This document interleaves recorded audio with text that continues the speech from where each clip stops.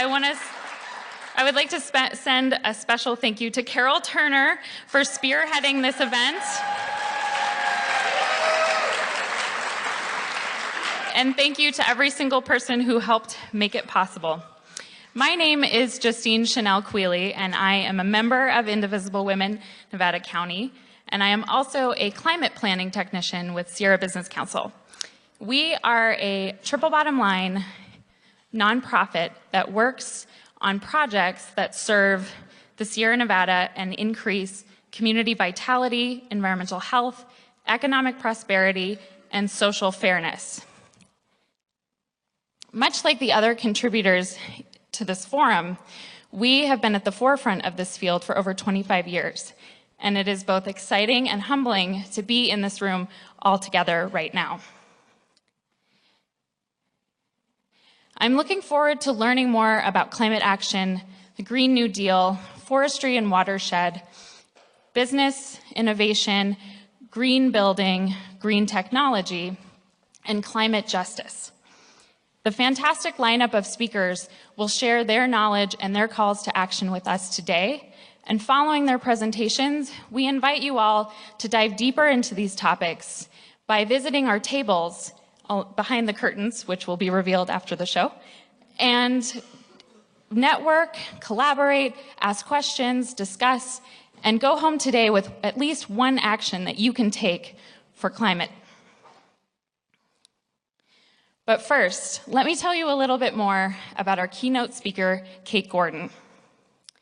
Kate was appointed by Governor Gavin Newsom as the director of the Office of Planning and Research, and also serves as his senior advisor on climate. She is nationally recognized as an expert in the field of climate change, energy, and economic development. Prior to her position as director of OPR, she was the senior advisor at the Paulson Institute, which oversaw the Risky Business Project, which was focused on quantifying how economic activity is impacted by climate change in the US. She was also a non-resident fellow at the Center for Global Economy Policy at Columbia University, and an advisor to Duke University's Center for Energy Development and Global Environment. Her role at OPR is an important one because OPR serves the governor and his cabinet as staff for long-range planning and research and constitutes the comprehensive state planning agency. Indivisible Women is thrilled to have Kate here to discuss climate change and resiliency in the Sierra Nevada. And it is my honor to welcome Kate to the stage. Thank you so much for being here today.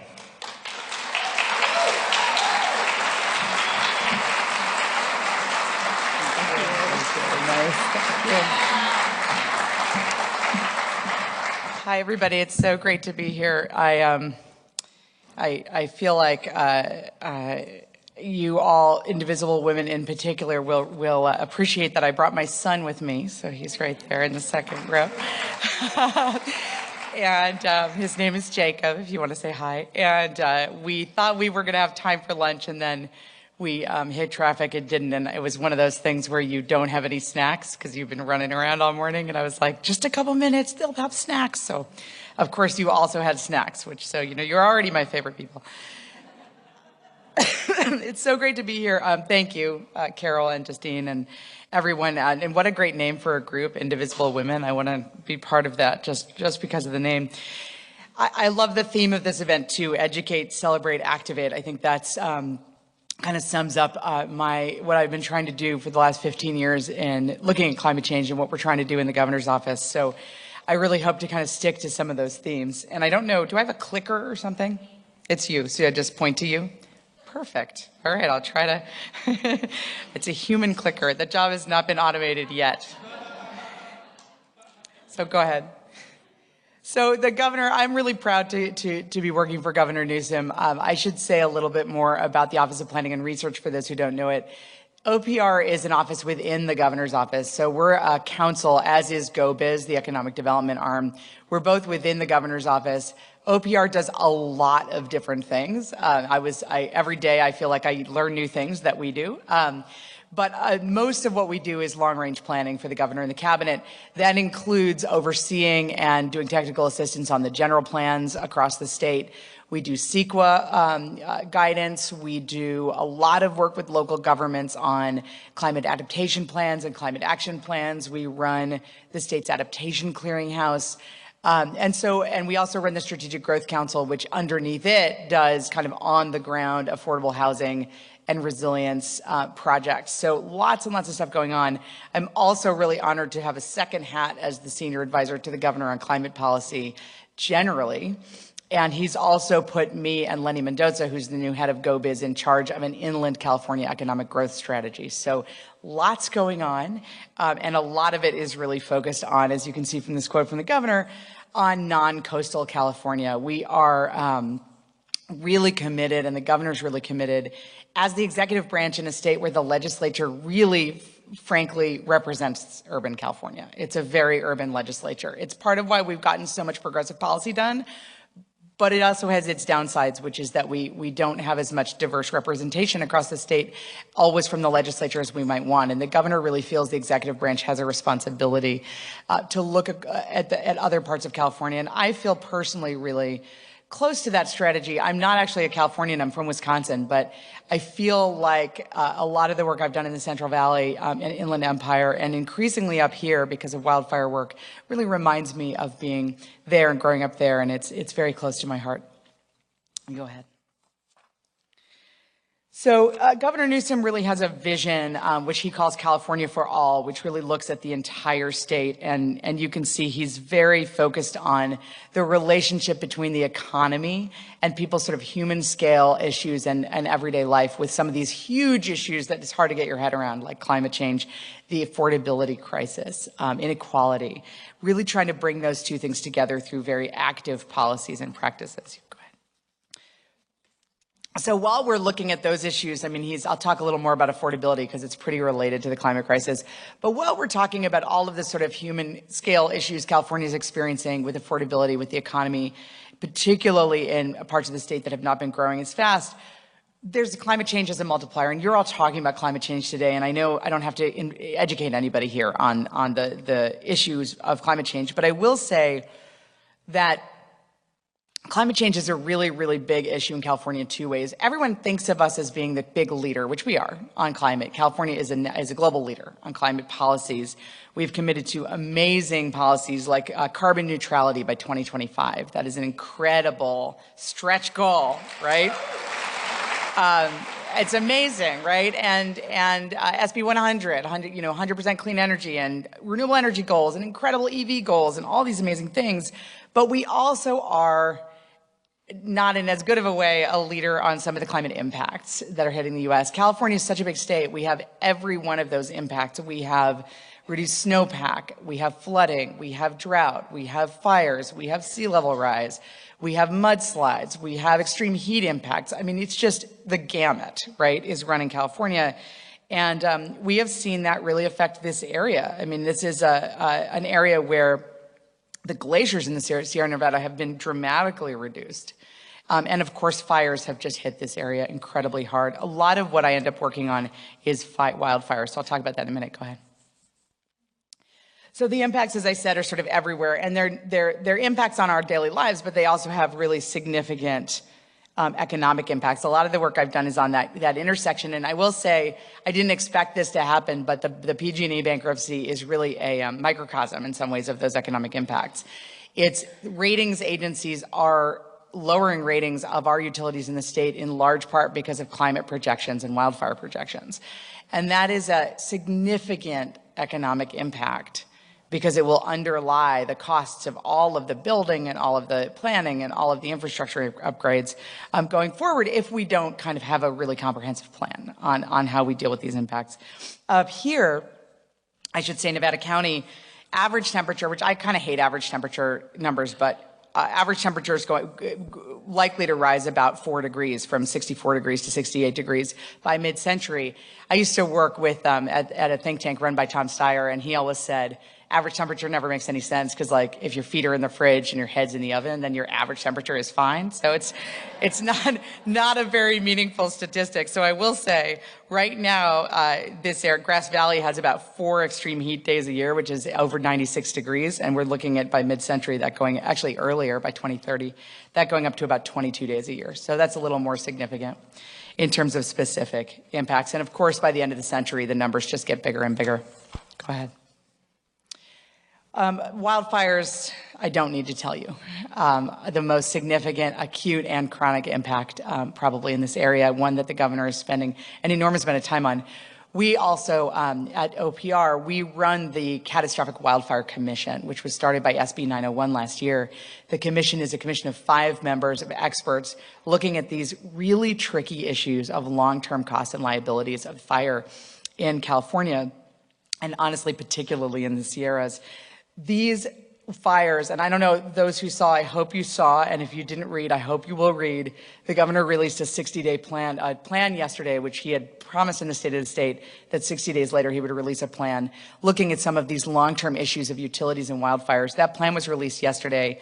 It was put together for the governor by an energy strike force, which I was on and many people were on, from Resources and EPA and CAL FIRE. And essentially what it says is, this is it really lays out the climate impacts. This is an issue that has been an issue and is a growing issue, but there's several things coming together. There's increasing drought and precipitation cycles, which means every time it rains a lot, like this past winter, lots and lots of vegetation. Then it dries out, lots and lots of fire risk, right? So that boom and bust cycle is really exacerbating fire risk at the same time that more and more people are moving into high-risk areas. So more structures at risk at the same time that we require our utilities to serve those areas with more and more power lines. So all those things are happening together. And then you have the wind issue coming in as well, which is partially climate caused. And all together, what this creates is an untenable situation that requires forest management, in new and innovative ways, that requires us to think about planning, honestly, a little bit, and about how to design for that kind of risk. It leads to us having to think about, what do we mean, who carries the liability? So the report lays all of that out. I'm sorry to say, does not answer the liability question, which everybody wanted an answer. But the 901 commission that I run is really looking at those liability questions.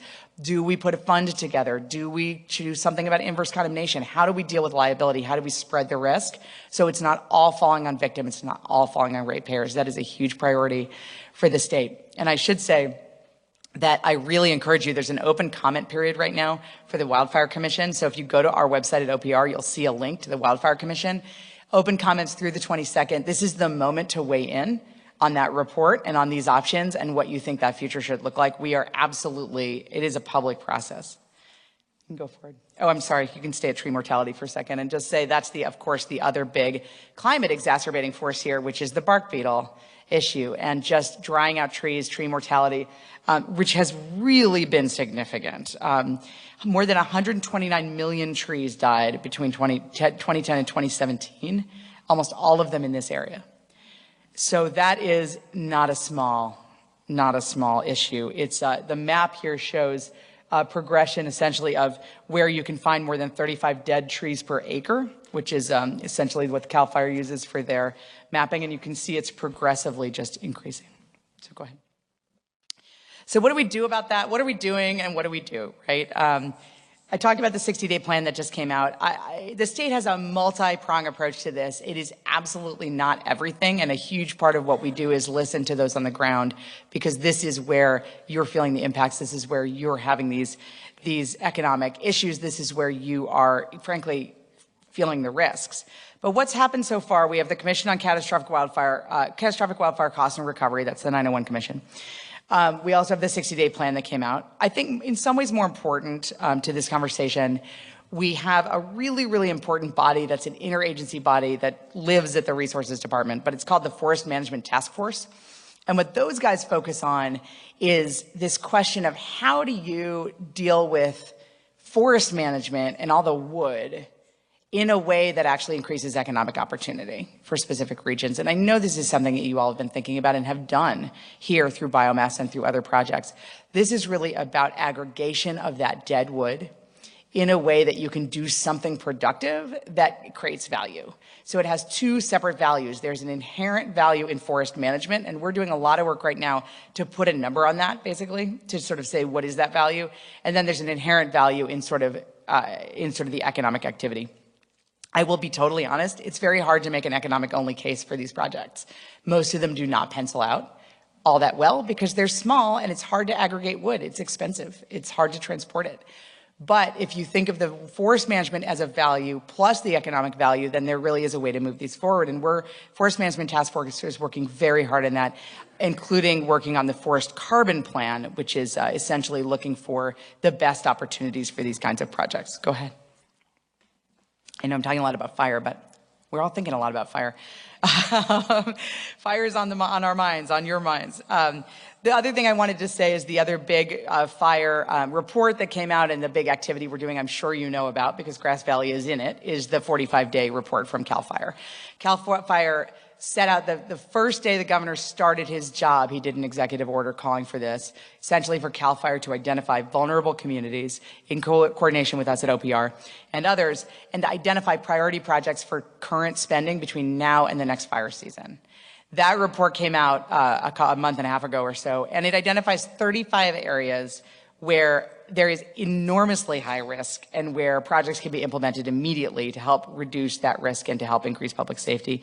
Those areas do include Grass Valley. So one of the fuel reduction projects specifically called out in their report is Grass Valley. And so this is, I would think, extremely of interest to you all. I have been incredibly impressed by CAL FIRE. They are bringing together climate data, forest data, and using OPR's vulnerable communities analysis and other vulnerable communities analyses that we use in the state all together in one place to identify kind of these key areas and trying really, really hard to move forward with projects quickly. And one way we're doing that is by putting a whole bunch of new money into this space in the California budget. The governor's January budget, the budget cycle is completely crazy. So I am new to Sacramento. I'm just learning about the budget cycle.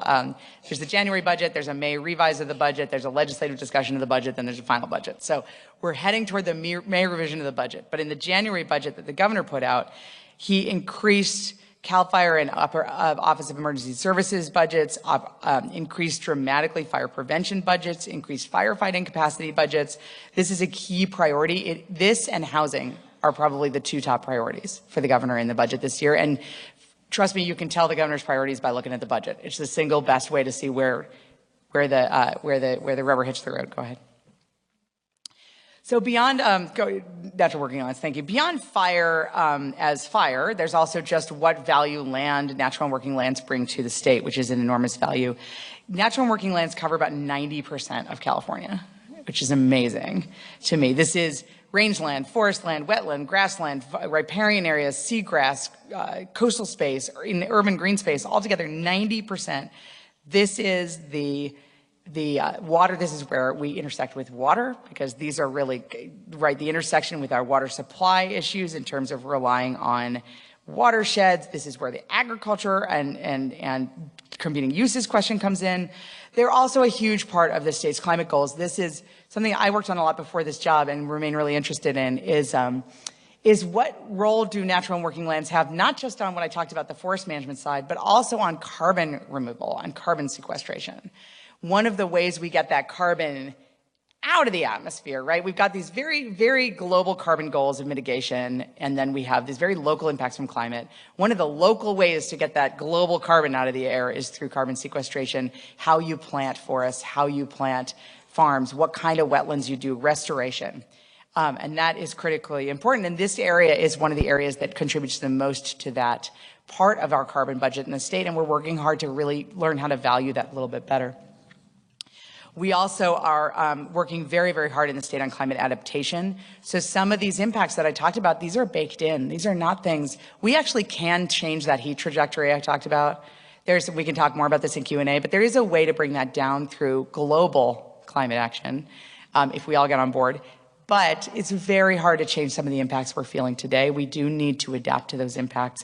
That adaptation has a lot to do with fire safety, but it also has a lot to do with other adaptation plans, urban and rural.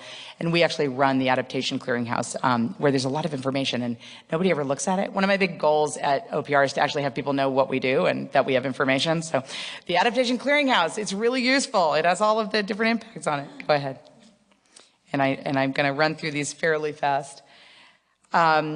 This is really just an issue, just thinking about vulnerability. This goes back to what I said about the 45-day plan and really identifying those vulnerable communities. I think that in the last administration, which I worked closely with and was very impressed by in terms of climate goals, there was a real attention to equity and inclusion issues. And often those issues were, just to be honest, urban equity and inclusion issues. There was a real emphasis if you look at where budget was spent, and we're really looking at trying to balance out and think about vulnerable communities in a much more holistic way. Vulnerability as things like distance to healthcare, vulnerability as things like access to vehicles, vulnerability as things like social and geographic isolation. So those are really high on our list along with sort of the classic measures. Go ahead. So what can you do here in Grass Valley on the Activate side? What can you actually do? CAL FIRE has a forest health grant program. This is actually a picture, I think, that is in Loyalton, so you may actually recognize this. You might even recognize this guy. I don't know if this is someone you know, but is it Tom? It's Tom. Tom in Loyalton.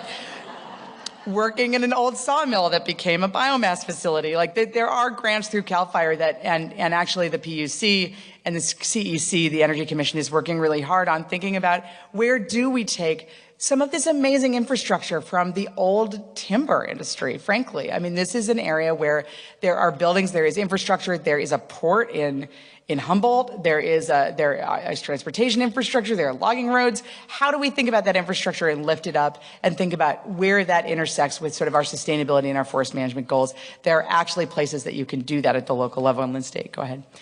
We're also in the budget for the first time, Governor Newsom put in a significant amount of money for workforce training, and workforce training that really actually intersects with the kinds of jobs that we see being created in a lower carbon economy. Interestingly, that's about 58% construction jobs. I wasn't aware of that, but most of those jobs are in construction. They're in a range of fields, but what we're doing is funding some really tried and tested work that the Workforce Development Board has done on pre-apprenticeship programs and apprenticeship programs in these areas where we actually are seeing job creation, where it's at the very local level, and we're funding what are called high road training partnerships, which bring employers and workforce groups and community groups and economic development folks together at the local level to figure out where that money should actually be spent instead of it just coming down for solar installation, let's say. Solar installation works great in some places. It is not the job creation idea in others. So that's a big part of the budget that I'm particularly excited about.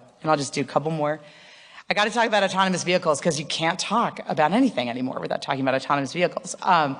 Just looking out a little more toward the future, I've talked a lot about how do we leverage the assets we have, how do we think about training, how do we think about really addressing some of these affordability and economic issues through this transition to both a safer and more resilient, but also a lower carbon world. Autonomous vehicles are something that are on the horizon. Everyone is struggling with what to do. No one knows how to plan for them. No one knows exactly what they will be. There's a huge debate in the urban areas about whether it's a heaven or a hell scenario. On these, like, do you have the same gridlock, but everyone's like sitting in the back of their car playing dominoes? Or do you have fewer people, right? Or is everyone sharing a car and going zooming along, right? I actually think that probably the best early opportunity for AVs is in rural areas in the state. This is actually Japan, so it's not the United States, but this is a picture of a rural AV in Japan. And one of the things that's cool about them is that unlike bus routes in rural areas, which can often, as you know, I mean, you can get a 20 or 30 or even longer time between buses. They are not serving people in a way that is helpful for trip planning. They are not serving people in a way that is helpful for people with lower mobility. One of the things AVs potentially bring us is the ability to do van pools on demand in rural areas where there's less of an opportunity for accidents because there's fewer vehicles on the road, and where there's more of an opportunity for sort of interesting pilots. The California Transportation Department is starting to look at funding pilots on some of these things. West Sacramento, which is interesting, it's not rural, but it's got some fairly rural areas, just did a very interesting, not AV, but an EV van pool pilot that replaced their bus system and is like exponentially better. And you know who mostly uses it? Teenagers and people over 70. Together. For the first time. Right?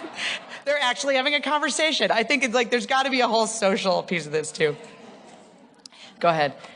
So that's really, there's a lot going on. There's a lot happening in the state. There's a lot of emphasis. If you take nothing else away, the governor deeply cares about climate change, not just mitigation, but also the impacts we're feeling every day. He wouldn't have put me in this job otherwise. He wouldn't have put Wade Crowfoot in. He wouldn't have put Jared Blumenfeld in. He's appointed a lot of climate people. He cares deeply about inland California and particularly about rural forested California as we're looking at these wildfire impacts and opportunities. He cares deeply about addressing these issues in a human scale way. So not only talking about 2 degrees, 1.5 degrees up here, but talking about impacts and opportunities at the community scale. And we are so committed to working with all of you. And I'm so thrilled you invited me here. So I will stop there. Thank you so much.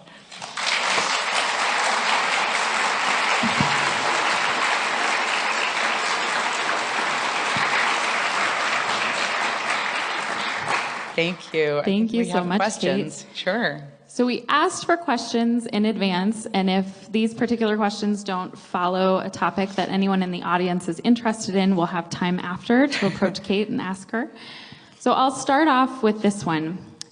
In your new role, how do you anticipate advancing climate adaptation initiatives and programs with respect to vulnerable populations and climate justice, especially in the rural Sierra Nevada region?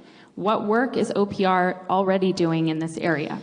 That's a great question. We're doing a lot in this area. We became sort of the central place for adaptation in the state for a bunch of reasons. I think because by definition, we're sort of interagency. We do a lot of work across the cabinet. We serve the cabinet, but also the Strategic Growth Council, which I chair, has on it the secretaries of transportation, agriculture, resources, health, housing and economic development, Cal EPA. I mean, they're all on this thing. So we all sit and we actually deal with these long-term strategic issues. So it's a very useful place to do interagency collaboration on adaptation. Very specifically, we run 2 big things. We run ICARP, which is the Interagency Coalition on Adaptation, something, I should know this. But we run it. and that was, came out of a bill from Senator Wachowski a few years ago. And ICARP is where we do a lot of the work on the ground on adaptation. We actually are FEMA's organization on the ground, for instance, in Paradise, on doing community development. It's also where we run the Adaptation Clearinghouse. So we do both kind of technical assistance and also we do assistance through Strategic Growth Council on climate communities and the climate action plan. So there's lots of different ways. I would say the main things are we talk among the secretaries, we coordinate the secretaries and we try to have coordinated strategies. We have this clearinghouse which has links to basically all of the maps and information that is across the state agencies.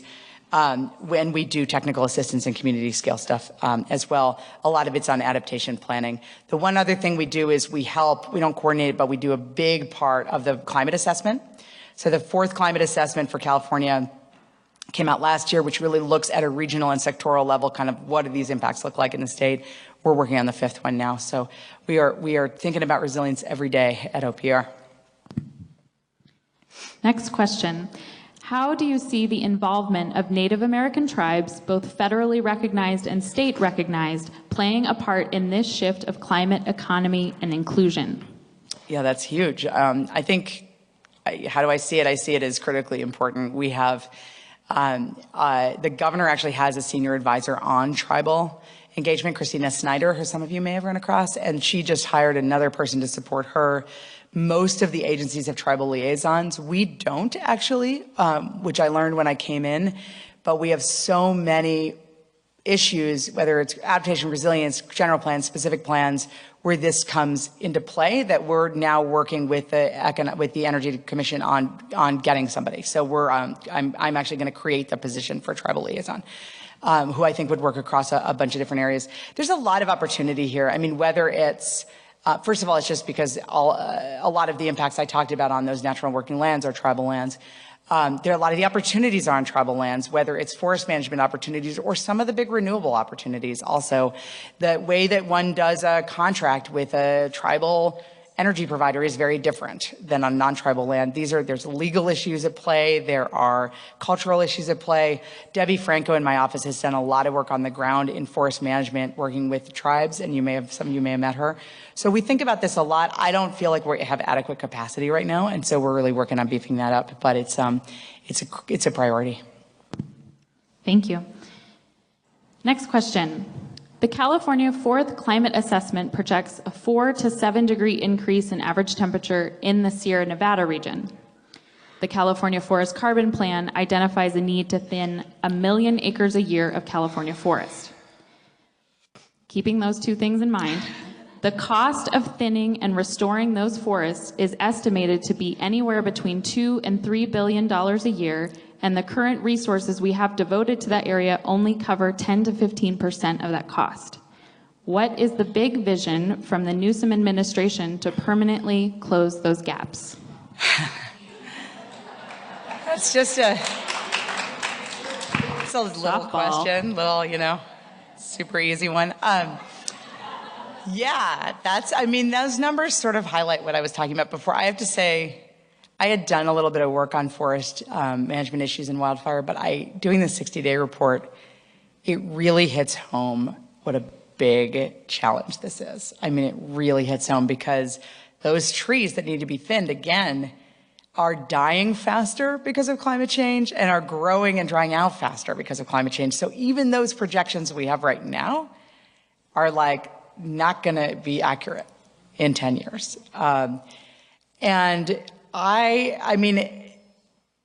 the positive side, there is a lot of work going into this area. I mean, between new money going to CAL FIRE, between identification of actually prioritizing communities, so they're really doing a kind of a phased approach now where they're really tiering their areas to do work in according to specific risk at specific times. I think that will make it more efficient, actually. There's a huge amount of new money going into the AmeriCorps program run by Cal Volunteers to develop a whole new set, kind of a conservation corps, like a forest management corps, to help with these issues. There's a lot more assistance going into home hardening. That's all great. It is not like the numbers you just said. I mean, we all are aware of this. And this is one reason, frankly, if anybody from the government tells you they have an answer to this question, you just shouldn't believe them. There's no obvious answer to this question. It's not an easy question because at the same time, that's all happening over here. The risk is growing. People are moving into these areas and creating more homes and more power lines. So I think we need innovation. I think this is a moment to think outside the box. And we need you all, honestly, this is the moment with that public process, with the commission, to weigh in with innovative solutions. Maybe we should be thinking about community scale microgrids that can be de-energized easily.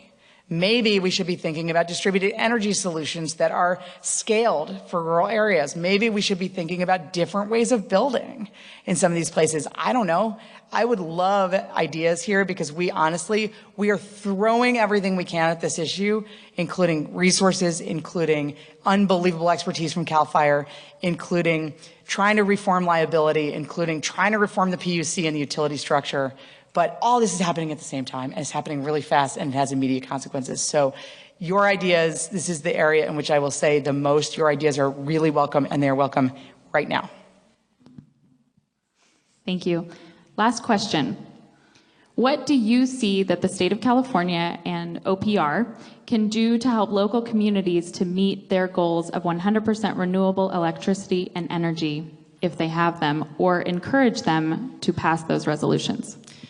Yeah, that's another great question. I should say the 60-day report that just came out actually has a whole section on clean energy, because one of the things we wanted to reiterate, the governor wanted to reiterate, was that we're committed to the clean energy goals, that despite all these things happening, that are challenges, frankly, to the utility sector. And challenges, I mean, really specifically challenges to the contracts that have been signed with renewable energy generation. One of the reasons we're on track where we are to meet our renewable energy goals is because of these huge renewable projects where there's long-term purchase agreements from the utilities to buy power, right? To buy solar, to buy wind, to buy geothermal.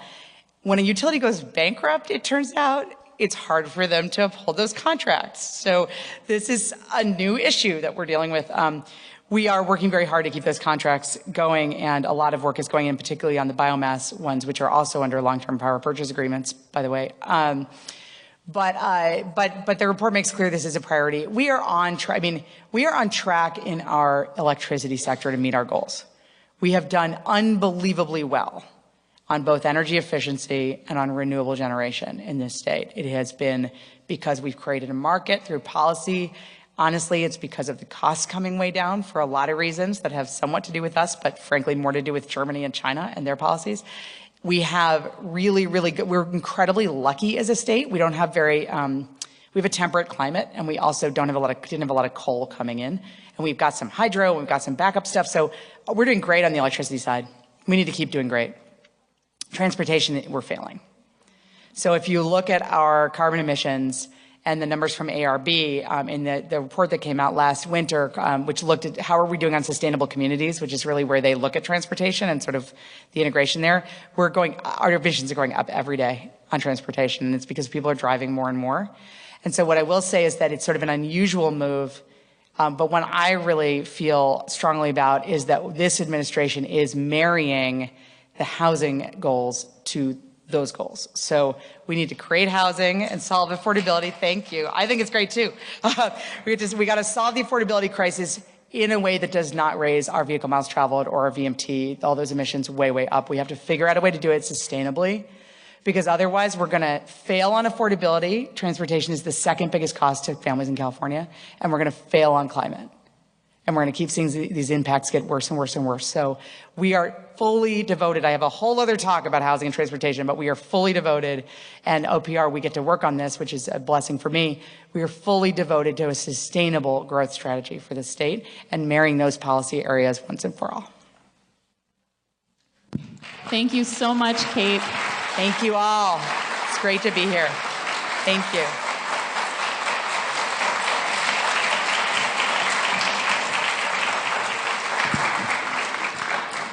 Please help me welcome Caleb Dardick to the stage. He is a community organizer based in Nevada City and Berkeley.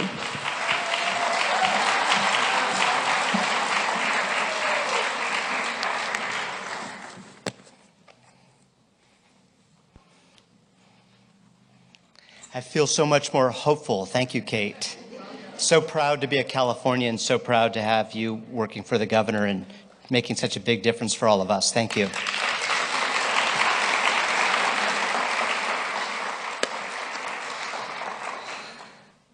And thank you, Carol and Barbara, for inviting me to talk about the Green New Deal that's been much in the news. Really exciting to think about that when we talk about these challenges, to think on a federal level. You know, preparing for this, I started bringing back to me all of the books I've read and all the movies I've seen about the end of the world. You know, right? All those movies, and in them, heroic Americans fight back, you know, against Martians and zombies and plagues and asteroids, and we always won. The enemy was always vanquished. The earth was always saved. But with climate change, you know, the enemy is much harder to identify. Climate change, as we know, is the unintended consequence of our modern way of life. We know Earth is dangerously overheating because we burn so much fossil fuel. But invisible gases, they're so intangible. I mean, no one invented the combustion engine with a plan to make life unbearable for all of us, right? Still, every day, disastrous bombardments hit closer and closer to home. Hurricanes and tornadoes become household names. Katrina, Andrew, Harvey, Maria. Floods hit cities and wipe out whole communities. Wildfires burn throughout the West in California, torching friends' homes, killing our neighbors. We're cautioned not to ascribe any one disaster to climate change, but we know. We definitely know now. We can point to villains like ExxonMobil, whose own research in the 1970s confirmed they knew the dangers.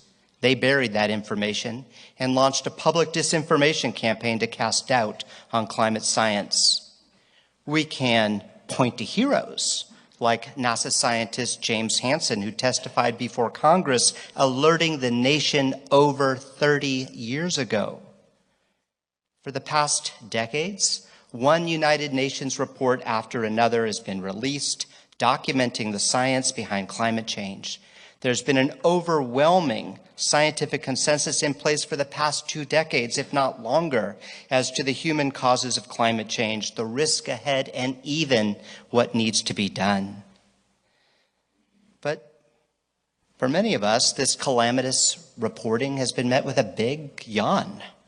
For too many people, the risks seem abstract, too far off in the future, happening someplace else, to somebody else. Really, it's all just too overwhelming to deal with at times. You know, by the 2016 presidential race, climate change wasn't even a top issue. Didn't poll well.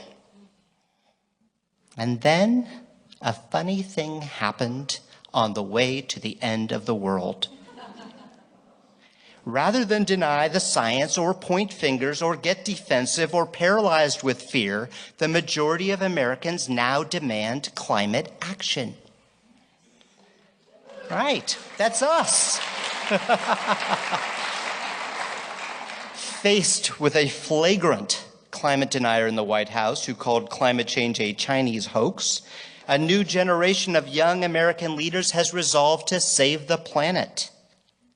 They're invoking the spirit of the greatest generation, our grandparents, who launched a New Deal to save our economy and fought a world war against totalitarianism back when everyone knew to call Nazis the enemy. Look, this is a global emergency, and the Green New Deal is an urgent call to action to create 10 million new good-paying American jobs and expand the use of affordable clean energy. Technically, the Green New Deal is not a law, but a non-binding congressional resolution that puts forward an ambitious, urgent plan to tackle climate change. The Green New Deal has the courage to set milestones for the next 12 to 30 years that demonstrate faith in American ingenuity and initiative. Like the original New Deal, the Green New Deal is a mass mobilization on American soil to rebuild our country, from building a 100% clean and renewable nationwide energy system and constructing new, healthier buildings and retrofitting inefficient ones, to manufacturing zero-emission vehicles and overhauling our public transit system. No longer will we treat our atmosphere as an open sewer, to quote Al Gore, dumping 110 million tons of man-made heat-trapping pollution into it every day. Instead, we'll invest in clean water and air projects that protect our rivers, forests, and farms. The Green New Deal is economically feasible. Climate change is already costly. Data for Progress puts a $300 billion price tag on hurricanes and fires in 2017 alone. The good news is that investing in infrastructure boosts the economy. We've done it before. Rural electrification, the federal highway system, space exploration. The Green New Deal makes better use of our tax dollars. We've spent, and we hear these numbers, right? Kate was just talking about the forests in that question and we laughed, but this country just approved a $1 trillion tax cut for the rich under Trump, and we spent $1.6 trillion between 2001 and 2014 for the wars in Iraq and Afghanistan.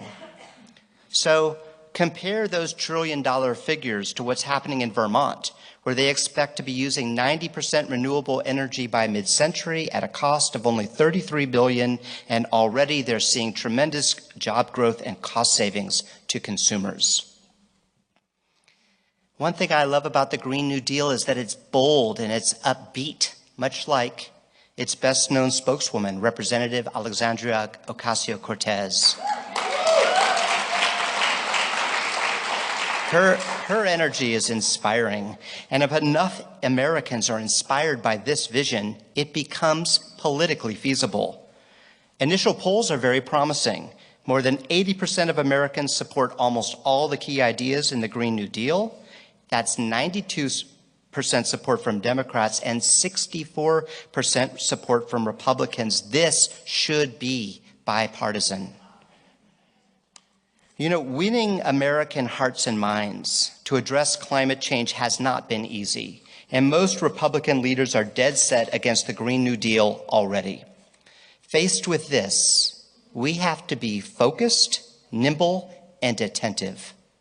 Focused on the fact that combating climate change is an economic, national security, and environmental necessity. It is not a choice. Climate change is not just another issue. We got to be nimble in the sense that, as proposed, the Green New Deal is vulnerable to attack. Developing the right programs for this great country will vary from region to region. Specific targets and initiatives may change and evolve. Some elements may need to be dropped.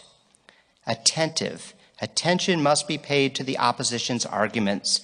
Dismissing them as ignorant, cynical, or motivated by greed does not help us sharpen our arguments. The Green New Deal represents a fundamental shift in economic and energy activity, and we have to acknowledge and accommodate legitimate concerns of disruption in people's lives. So thinking of this, I keep asking myself, have we had our Pearl Harbor yet? You know, that catalytic moment when the country comes together. No. Because if we personally haven't lost our home or business in a climate change-related disaster, do we have the necessary empathy or the patriotic outrage? I think we all recognize that the Paradise Fire was a wake-up call locally, but if the Green New Deal is to be akin to a national war effort, man, we have our work cut out for us. Remember, though, that President Roosevelt's New Deal initiatives were constantly fought in Congress and challenged in the courts. Keep in mind, too, that isolationist proponents of America First, sound familiar, opposed our entry into World War II. Still, Americans united following the bombing of Pearl Harbor, and we were ultimately victorious. The fossil fuel, they are not waiting. They aren't losing any time going on the attack. They're determined to fight the Green New Deal tooth and nail. And the fearmongers on the right want to scare us. Their latest scare tactic is that the government is going to take away our cars, take away our planes, and God bless them, take away our cows. We can't fall for any of that BS. No one is taking away anything. That's not how our system of government works, and they know it. As true patriots, we need to keep our eyes on the prize. The jobs message is smart. While saving polar bears tug the heartstrings and carbon taxes tax the brain, job creation appeals to Americans' real concerns for their families. So let's all of us agree to stay on message. This is a global emergency. We will confront it with American ingenuity, just as we did with the original New Deal. We will create millions of new jobs to transform our current economy to one that is just, prosperous, and sustainable for all Americans. We can do this. Economic transformation. It sounds daunting. Certainly, national public works projects are the work of the federal government, but how we live together as neighbors in a transforming economy is another matter. And I think our experiences here in Nevada County over the past 50 years could be an example for other rural counties on how we manage transformational change. In 1969, our neighbor, the poet Gary Snyder, published an essay called Four Changes. To address the serious challenges of overpopulation, pollution, and overconsumption, he wrote, we also needed to transform, quote, into a new, ecologically sensitive, harmony-oriented, wild-minded, scientific, spiritual culture, end quote. At the heart of Gary Snyder's definition of transformation is community engagement. He wrote, quote, more concretely, no transformation without our feet on the ground. Stewardship means find your place on the planet, dig in, and take responsibility from there, whether it's the tiresome but tangible work of school boards, county supervisors, local foresters, local politics, even while holding in mind the largest scale of potential change, unquote. That's us. That's what's happening here. And if you go back 100 years to when Nevada County transformed with its feet on the ground, think about this. Faced with the end of hydraulic gold mining, which employed probably most of the people here at one point, locals created NID and repurposed the 400 miles of ditches and canals built to convey water to the mines into a vast irrigation system that now serves our homes, farms, and ranches. That's a monumental example I think we can point to with pride. When it comes to politics, we've run grassroots campaigns for progressive candidates with our feet on the ground. Last election, we saw our candidates run and win seats at the city and county level and on the water board, and our congressional candidate won Nevada County too, thanks in part to the Indivisible women of Nevada County.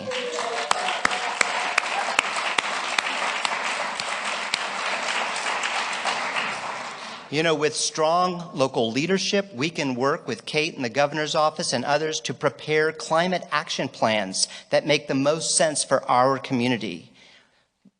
Plans inspired by the Green New Deal to create jobs, build greener and more affordable homes, improve public transit, guide sustainable future growth.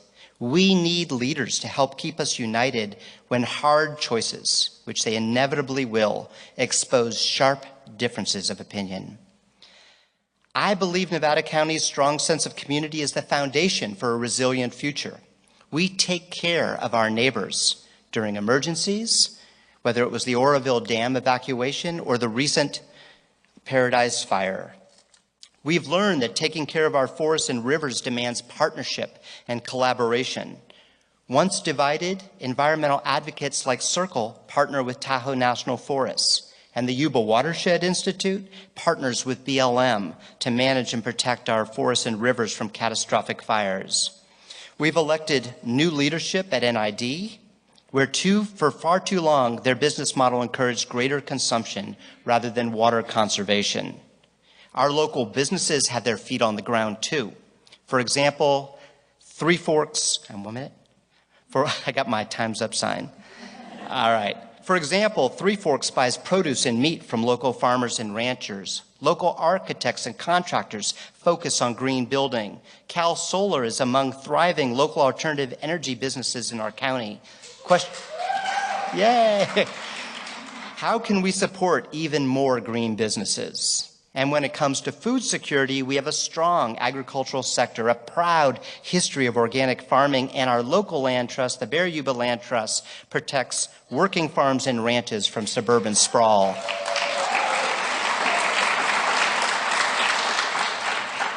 I think our experience in the Back to the Land movement continues to instruct us, because central to that movement was the notion of voluntary simplicity, that we freely chose to consume less and sought to be more self-sufficient. We pioneered advances in organic gardening, built simpler homes, used less power and water, and we learned how to listen and talk to our neighbors, even when we didn't always agree, building alliances that keep our community intact to this day. So I'll finish. We are hard-working innovators. Check out the many groups tabling here today, and you'll see that's true. We can build on what we already do to reduce greenhouse gas emissions in the way we farm, travel, generate power, and build. Acting locally is acting globally. Our feet are on the ground. We can do this.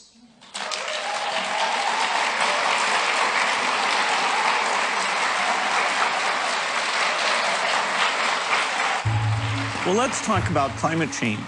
Now, people think, hey, aren't we getting the solar panels and windmills to be a lot less expensive? And isn't that helping reduce greenhouse gases? And the answer is absolutely. But there's a lot more to do than just taking electricity to zero emissions. There's a variety of things that generate greenhouse gases. We have a lot of sectors of the economy, like manufacturing, that are emitting greenhouse gases that aren't talked about as much. Manufacturing, everything we make, even a cute little squishy like this, that's emitting 21% of the greenhouse gases. The number of buildings in the world is going to double by 2060. It's like we're gonna build a new New York City every month for the next 40 years. It's a gigantic amount of materials. Steel, cement, wood, all emitting greenhouse gases. We're gonna have to figure out how to make all these things in a different way. And so we're gonna need a lot of change, a lot of innovation to bring the emissions from all those areas down to zero.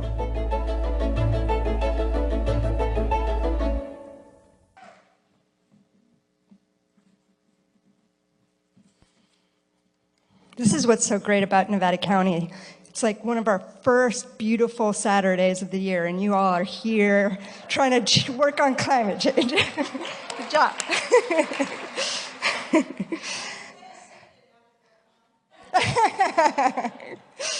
My name is Malika Bishop. I'm co-director of Sierra Harvest, and I got involved in activism. I was raised by farmers and activists in the civil rights movement, and to me, I always knew I wanted to do something to make the world a better place, and for me, it's always come back to food, because we all participate in the food economy.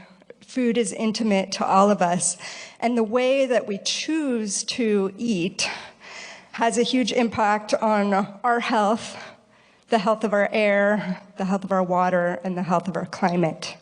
And so I'm here today to talk about the connection between our food and our climate. Sierra Harvest is a nonprofit education organization in Nevada County. We've been around for about 11 years now, inspiring, educating, and connecting Nevada County families to fresh, local, seasonal food. We work with about 9,500 kids in 22 schools across Nevada County, with dozens of farmers helping them grow food in sustainable ways, and with thousands of community members who come to our food and farming events. So climate and food. Over a third of global greenhouse gas emissions are a result of the agricultural sector. And the U.S. share of that is huge. U.S. consumers, the U.S. consumes about as much energy preparing and transporting our food as the entire country of Mexico spends on everything they do. And changing the way that we eat can have a huge impact on the climate, and even more than how you get around in your car. The way that you eat can change your personal impact on climate change. So I'm going to share my top 5 ways that that you can make personal changes in the way that you're eating, and then let you know a little bit about how Sierra Harvest is working on these things at a community level and how you could get involved in that. So my number 1 of the top 5 is value your food. 40% of the food produced in the US is wasted. So that's on the farm, in the transportation process, in your refrigerator, on your plate at the restaurant. All those ways, 40% of our food does not get eaten. That's almost like we buy 2 bags of food at the grocery store and leave one of them there every time. And if food waste were a country, it would be the 3rd biggest producer of greenhouse gas emissions in the world after China and the United States. So reducing our food losses through waste by just 30% would give us enough food to feed all the 50 million people in the United States who go hungry. In Nevada County, there are 15,000 people who qualify for food stamps. And one way that Sierra Harvest is working on this issue of waste and need for food is a gleaning program. So last season, we sent out dozens of volunteers to home orchards that weren't getting picked, to farms where they had finished harvesting, but they were tilling in the things that didn't look quite right or had too much of. And we were able to take 6,000 pounds of fresh, local, organic produce to Interfaith Food Ministry for people who needed it.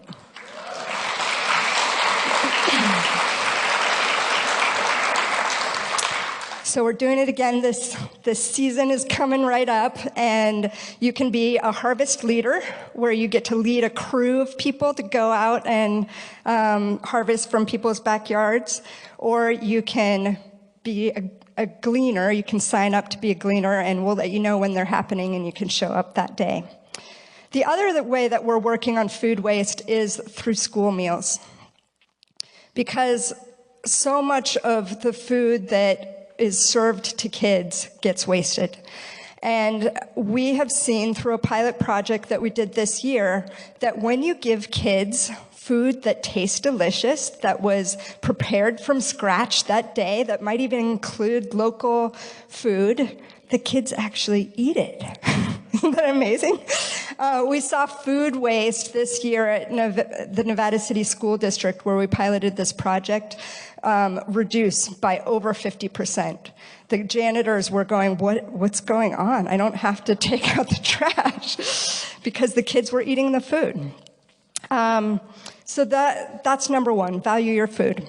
Number two, eat lower on the food chain. Almost 70% of U.S. agricultural greenhouse gas emissions come from the production of animal products like meat, dairy, and eggs. And so not only eat lower on the food chain, but appreciate that food and value that food, right? Because that's the food that takes the most energy to get to us. And choose wisely where you're getting it from, because the way that it is produced can have a huge difference and impact on the environment and the climate. So, for example, the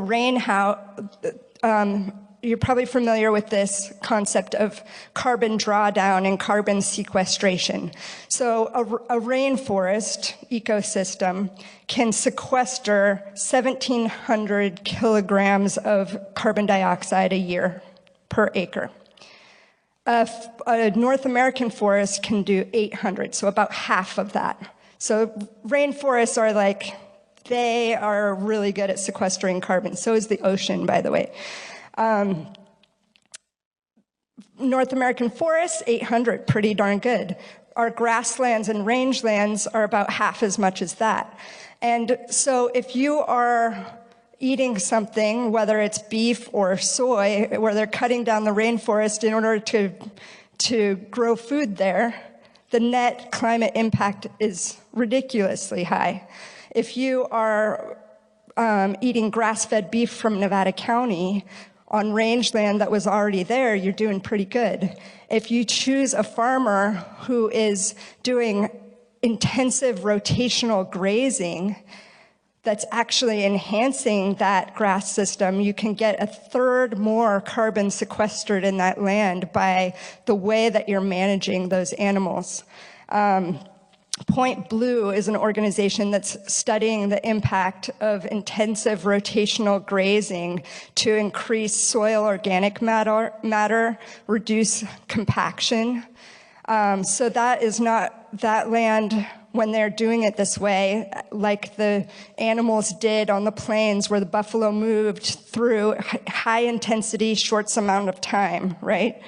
You're building the soil organic matter, you're sequestering more carbon in the soil, you're able to hold water, and all of that is a net positive for the climate, for fire danger, because you have water held in the soil, you're clearing a lot of times your brush and blackberries and things out. So all of these ways that we can do our agricultural right make a huge difference. So Point Blue is seeing that this type of grazing not only increases organic matter and reduces compaction, but it increases plant biodiversity, which then provides better habitat for the wildlife. So one of the ways that Sierra Harvest is working on this is we have an annual farm conference in the winter where we are sharing best practices from people from all over the country who are doing grazing right and inspiring our local farmers and ranches to be able to implement these practices, the best practices from around the country. We also have farm potlucks. So this is a way that you can come out and see some of these ranches that are doing a great job.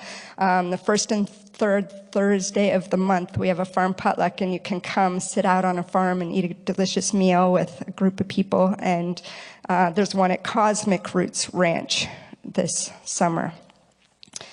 So carbon farming and carbon sequestration is talked about a lot when you're talking about agriculture and climate, but really only 15% of the energy used in the production is used in the production of food.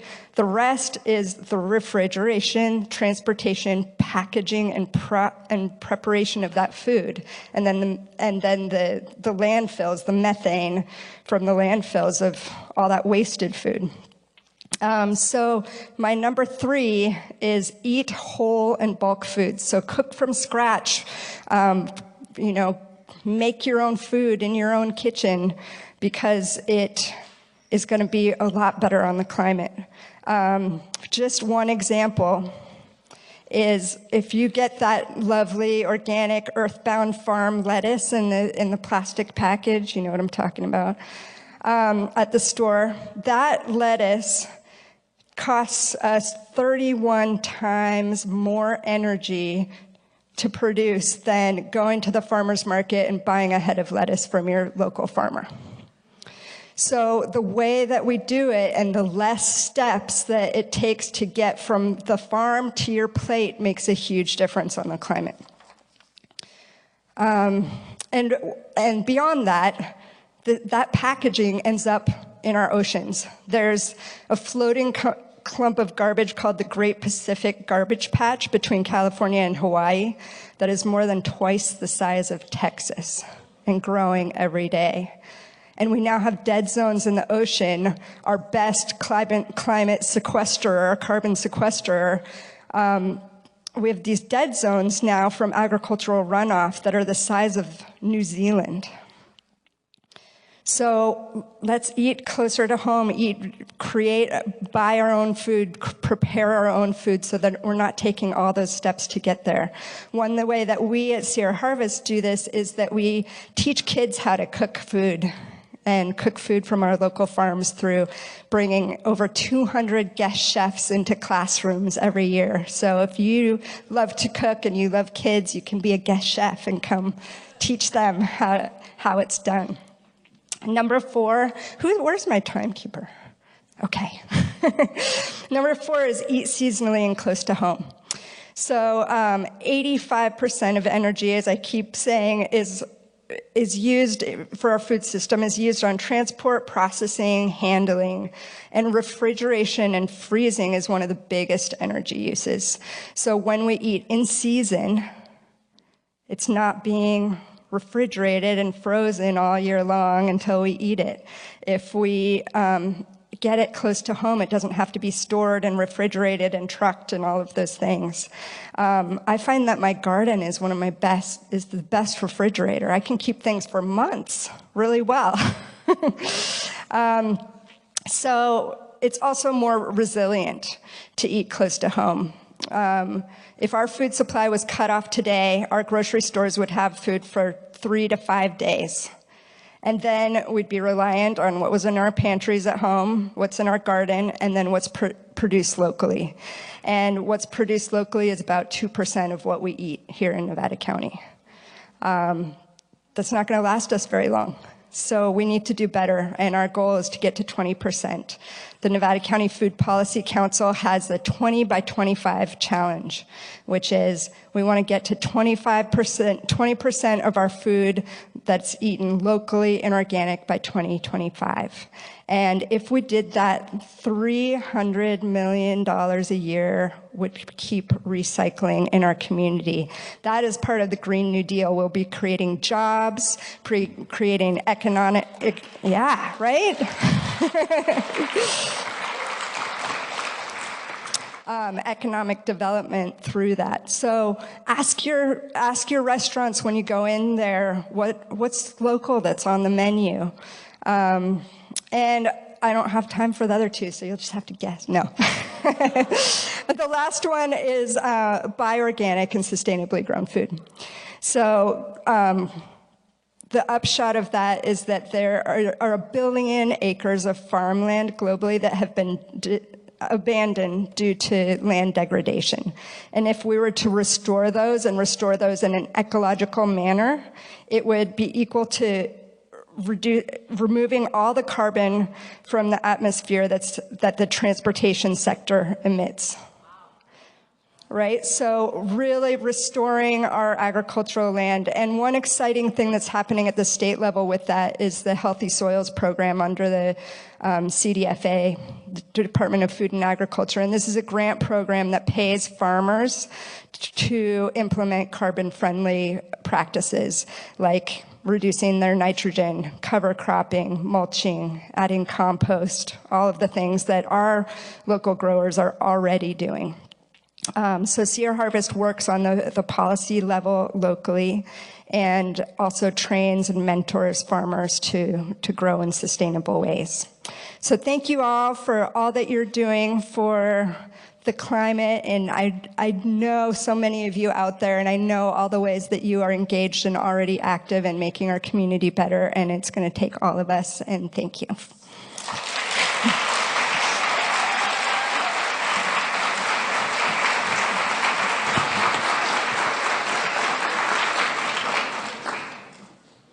Welcome to the stage, Rachel Hutchinson, River Science Director at Circle, Jeff Brown, and Farthen Felix, who work at the UC Berkeley Sage Hen Creek Field Station.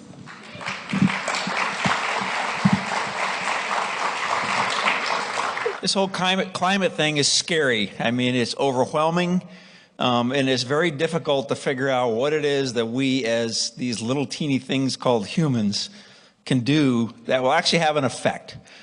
And I am not a scientist, okay? I have a Bachelor's of Science in Business Services, so you can say I have a BS in BS, because in the academic and the agency world, we love living in this land we call acronyms.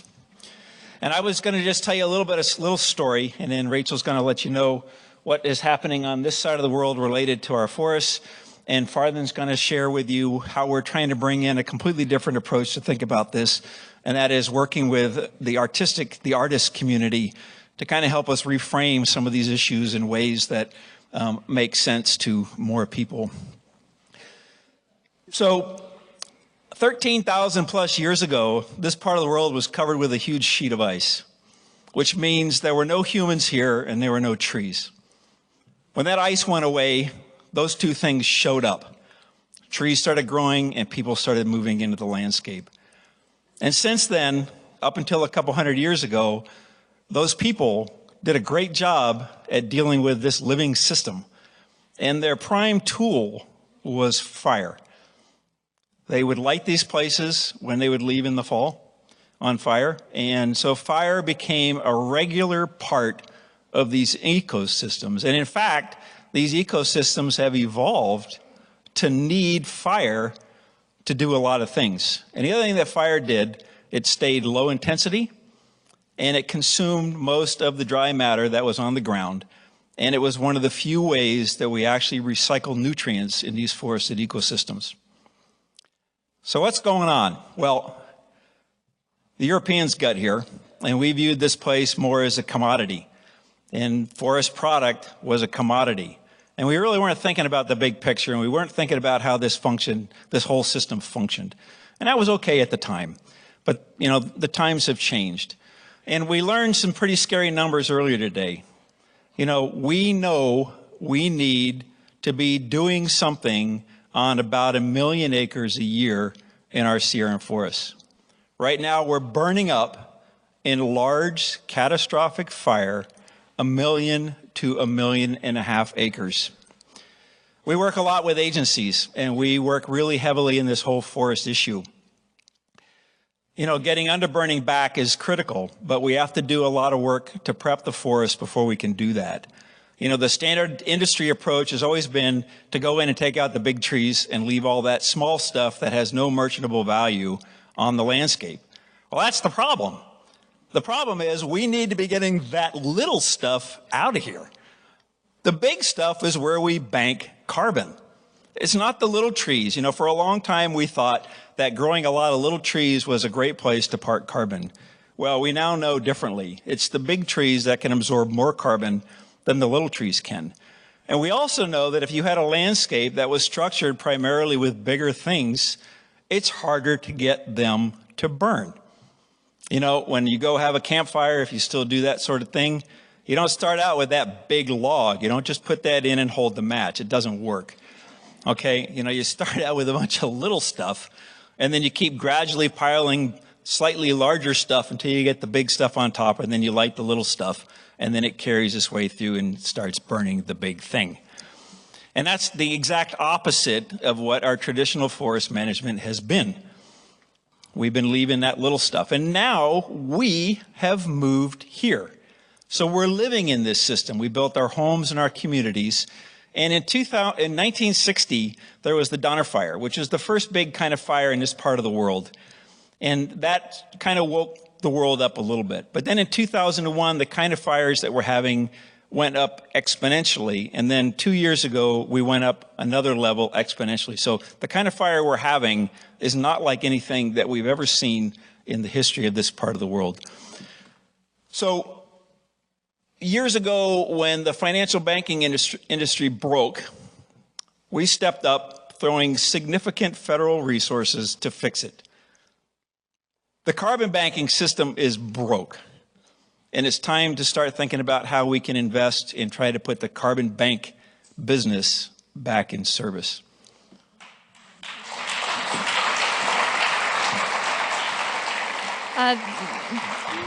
Thank you, Jeff. I'm Rachel Hutchinson. I'm the science director at Circle, the South Huber River Citizens League, and I'm really pleased to be here today for one reason, and that is actually because I'm an ecologist, I'm a scientist, I'm a restoration practitioner, and it's kind of nice to be at an event that is forward-looking and actually celebrates the industry that I work in.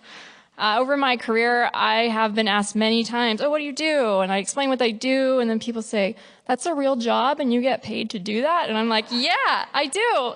and it's awesome. So thank you so much for having me here today. I work at Circle, the South Huber River Citizens League, as I already said. We're a watershed-based nonprofit. We've been working here in this area in the Huber River watershed for over 36 years. Our mission is to unite the community to protect and restore the Huber River watershed. While our mission and love for the Huber River is always constant, and it stays the same, our work as an organization, it's changed over time. It's changed because of shifting local, state, and federal priorities, because of new threats like dam proposals, because of capacity, and nowadays a lot of things have shifted because of climate change. We focus on protecting and restoring watershed health primarily. That's my job at our organization, which is awesome. We do this work because we know it's important and that the river and the watershed actually needs a voice and needs someone to speak up for it.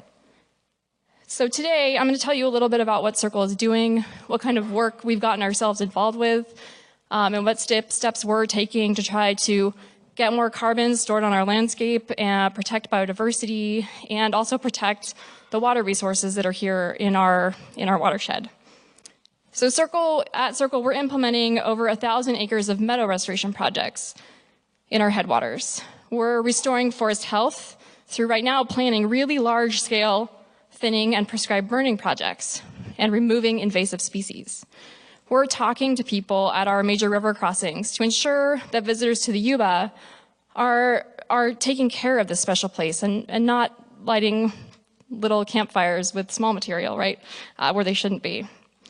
We are convening an annual river cleanup to remove tons and tons and tons of trash. We're fighting new dam proposals and helping to promote a sustainable water future for our community.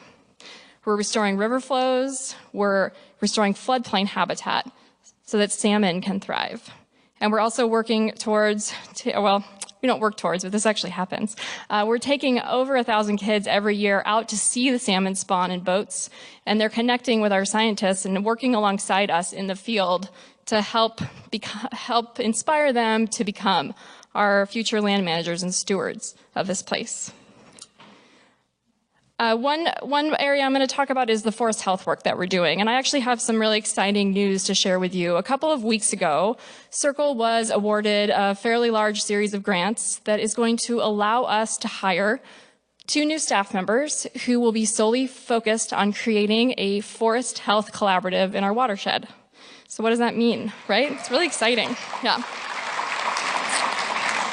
So these folks, they're going to be funded by the California Department of Conservation, the Yuba Water Agency, Sierra Nevada Conservancy, and the work is supported by the Tahoe National Forest, the Nature Conservancy, Camptonville Community Partnership, and many other people, including OPR, who came and spoke earlier today. We're going to create a network of forest health projects that are focused on improving ecosystem resiliency and health, and also reducing the risk of high-severity fire while creating a forest product industry, and that's the work that we're doing in partnership with Camptonville Community Partnership. There are so many organizations and agencies that are already working on these issues in our watershed and in our region. We want to bring them together, to plan together, to offer each other support, and hopefully, actually make progress on this really big issue that we're facing. This work really pushes forward a new way of doing business in our community. It's sort of, it's part of that Green New Deal here. To do this effectively, we're going to need a workforce. That has to be trained, and they have to be ready to work really hard, like really hard. We're going to recreate what Jeff just talked about, and several other people have talked about, this lost local industry. We're going to try to do that in Camptonville. We're going to try to create a forest product industry here that will create the demand for all that small material and turn it into products that can be sold, creating new jobs, giving us local material and local products that we can be proud of. Thank you. So Jeff touched on this a little bit, but some of the reasons that forest health is so important beyond the obvious reason, which is safety and the reduction of risk to our communities, is that, forest health actually increases the amount of carbon that is stored in our forest. That decreases the local contribution that our local forests might be making on the global climate crisis, or however you want to couch that. At the same time, removing overgrown vegetation from our forests decreases the amount of water that is lost through those trees to the atmosphere. This could potentially provide more runoff for use by our rivers and our communities. So that's great. Reducing fire risk in our forests also has the potential to keep us from losing soil through erosion that might happen after a fire comes through. Those fill in our reservoirs, reducing our water supply, and also sends unwanted chemicals into our drinking water. We can also tend our forests so that they can create habitat for different types of species who have different habitat needs. Some species need old growth forests, some need new growth, some need young, some need moderate, and some need some combination of all of those. We're going to work towards trying to create a more natural or just a mix of habitats that are going to support these species rather than threaten the species that are trying to live in the forest, including us, right? We have learned a lot in the last 150 years of fire suppression. And right now, we really have all come together and have decided that it's time to act. Another thing that Circle is doing is working on climate adaptation in our region's meadows. We're restoring streams in these very special places, which many people love, so that they're more resilient to climate change. In doing so, we're not only protecting a place that is beautiful and a place that is, has a lot of biodiversity and is known for, I'm really just for its beauty and its flowers. But also, we're also actually increasing the amount of carbon that is being sequestered in these places. Circle is part of a Sierra Nevada-wide research project looking at how carbon is being sequestered in our meadows. As a state, we don't really have a good understanding of that. We don't have a good understanding of whether or not meadows, which are also wetlands, offer a carbon sink for us.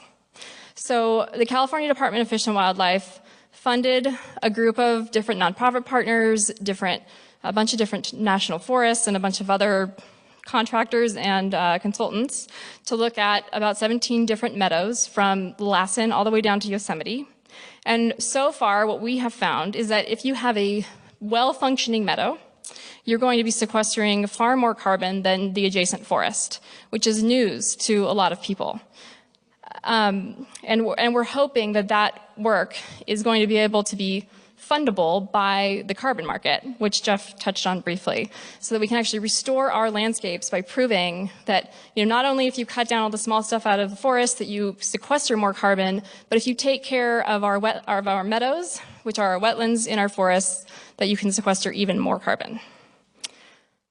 So at the bottom of our watershed, we're working on floodplain restoration projects, hoping to sort of undo some of the damage that was done during the gold rush era. We're working with local mining companies to remove gravel and recreate habitat that was lost in the 1800s.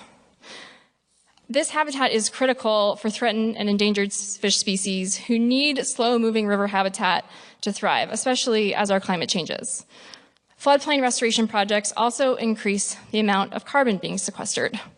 And at the same time, it's important to remember that every tree we plant, every fish we count, and every bucket load of gravel that we remove is done by people working hard and people working for the betterment of our environment. These are jobs that people are actually doing today.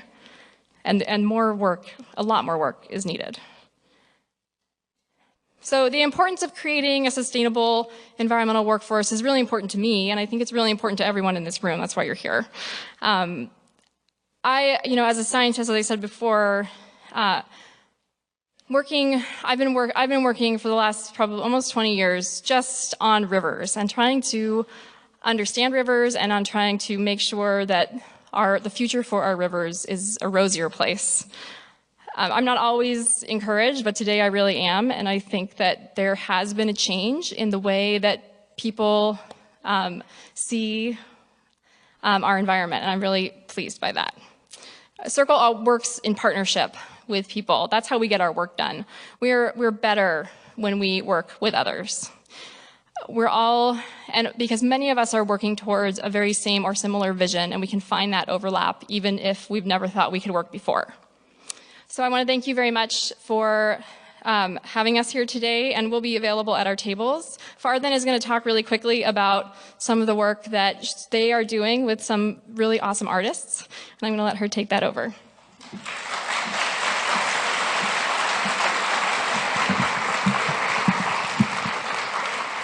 Okay, I get a minute, so you ready? Here we go.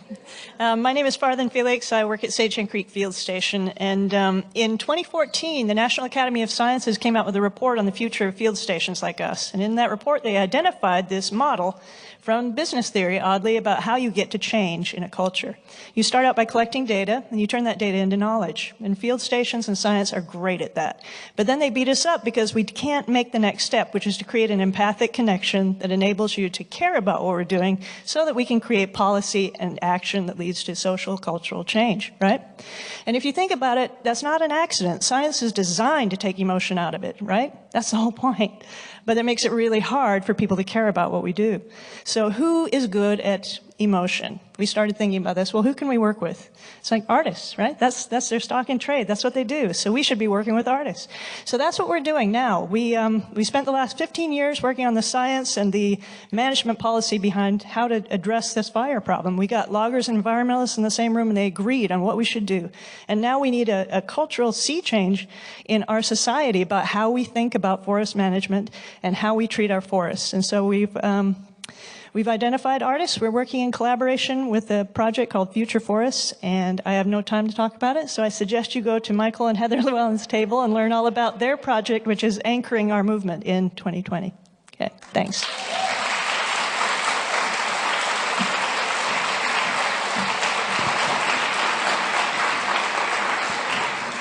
To speak about green energy and building innovation, please help me welcome Martin Webb, a local solar expert, Tom Ivey on plumbing and green construction, and Deborah Little, a performance and valuation specialist.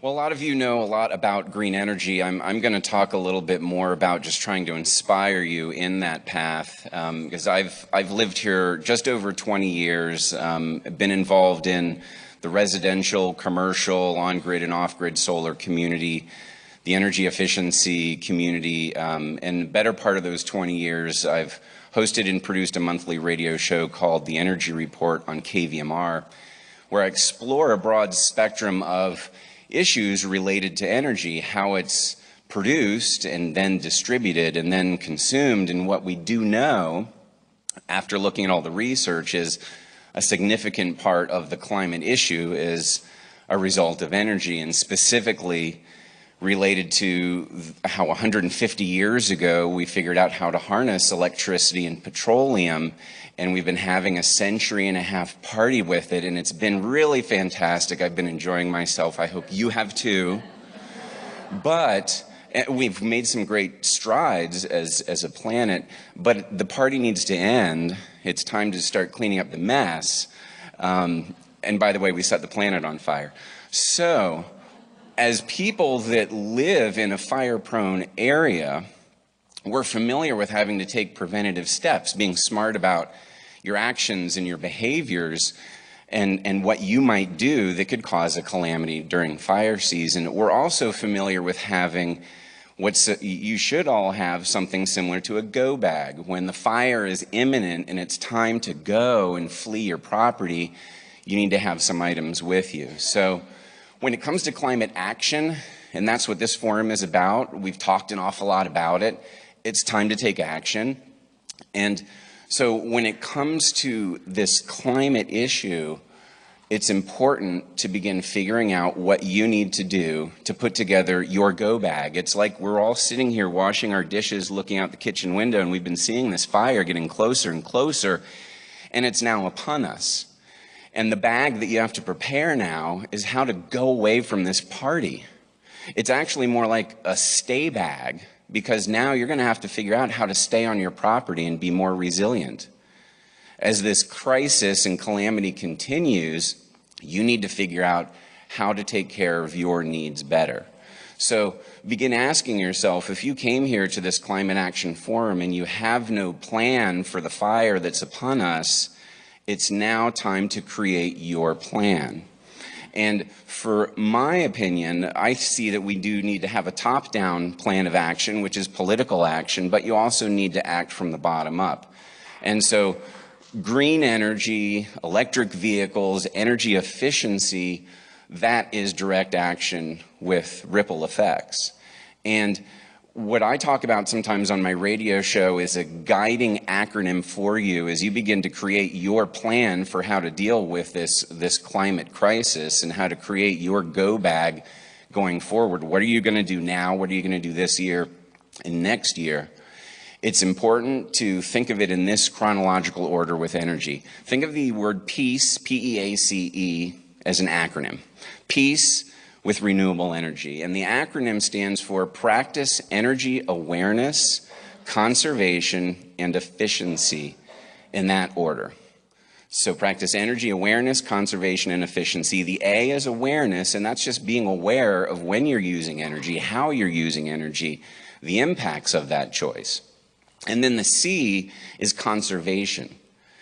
And conservation, in my mind, is different than efficiency in this regard. Conservation means not using energy if you don't have to. That means not turning on the light bulb. That means not leaving the light bulb on when you leave the room. If it's bright enough in the room, don't turn the light on, even though it makes you feel like someone's in the room with you. Turn those lights off. Don't use energy. That's the conservation. Don't drive to town if you don't need to and you can do it tomorrow bundled with something else. So that's conservation. Okay, so you've decided, though, you need the light bulb on. It's dark. You need to read. You've got no candles or flashlights or what have you. So efficiency means when you decide to use energy, you use the smallest amount possible, using really efficient methods. So when you turn on that light bulb, it's an efficient light bulb, using the smallest amount of power possible.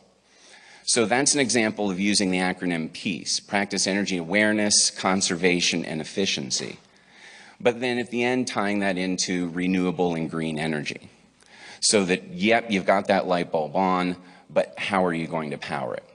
So as you decide how to put together your go bag and your plan for this energy and crisis and this climate crisis that's upon us, practice energy awareness, conservation, and efficiency with renewable energy. Take advantage of all of the great businesses that are here that can teach you about efficiency, conservation, and renewable energy, because it's an important part of saving the future. And so think of the children if nothing else.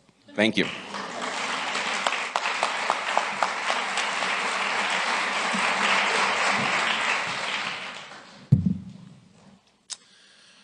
Hey, y'all. I'm going to do a quick thought exercise with us that actually segues quite well with what Martin was just saying. Recently, the last IPCC report said we have 10 years to cut down our energy use by roughly half, our fossil fuel energy use by roughly half. So I'm going to take us through a couple thought exercises on our community, how we can think about our community, and how we can make a plan and think about our plan. I'm going to start by saying that roughly 10% of global greenhouse gases come from space, commercial and residential space, and a big part of that is heating. I'm not an HVAC contractor, but I work in construction all the time. I manage products. I manage construction, and I get to see that how hard it is sometimes to interact and to create this finished product that construction is. So we have roughly 35,000 homes in our community here, excluding Truckee. Now, this is all very rough math that I'm just trying to use to give us some guidelines to think about all the different ways that we can think about energy. Roughly 3/4 of our local homes are heated by natural gas or propane. In 10 years, we have to potentially cut that usage in half by 2030. Now, this is in a vacuum, right? I'm not saying tomorrow, call your HVAC contractor. I'm saying this is one vector. This is one way that we use energy. We need to start thinking about every way we use energy, and we need to start making a plan, right, as a community.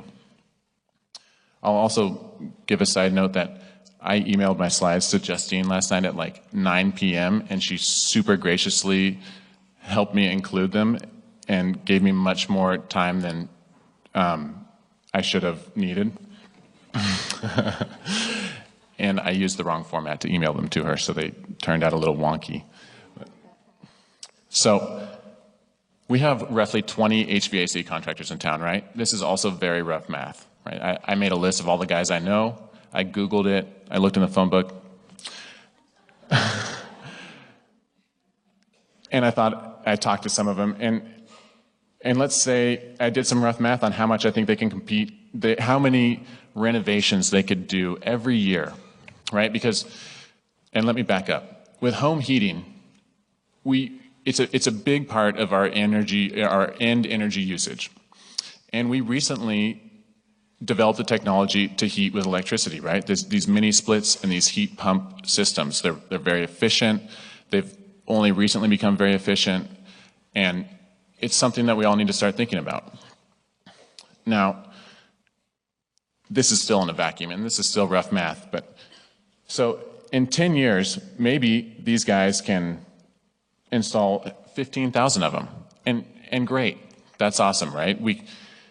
If we're gonna cut the way we heat homes in half by 2030, 15,000 is plenty. That's more than enough. And by the way, that's not the only way we can change the way we heat our homes. There's so many different ways, and this is just an example of one way to think about it. So, but it gives me concern, right? That I want to start thinking about every way that our community uses energy, every different vector, how we heat our homes, how we drive, how we heat our water, how we eat, right? I want to be able to have our community make a plan for each different vector. And that's what I'm trying to do here today, is to help us move forward. I wish my slide was a little more organized, but okay. And so the next thought experiment that I'm constantly going through fairly roughly, that I want to put on the table to let others see and think about and potentially move forward with, is my little random spreadsheet of my energy use and the way I want to change my energy use.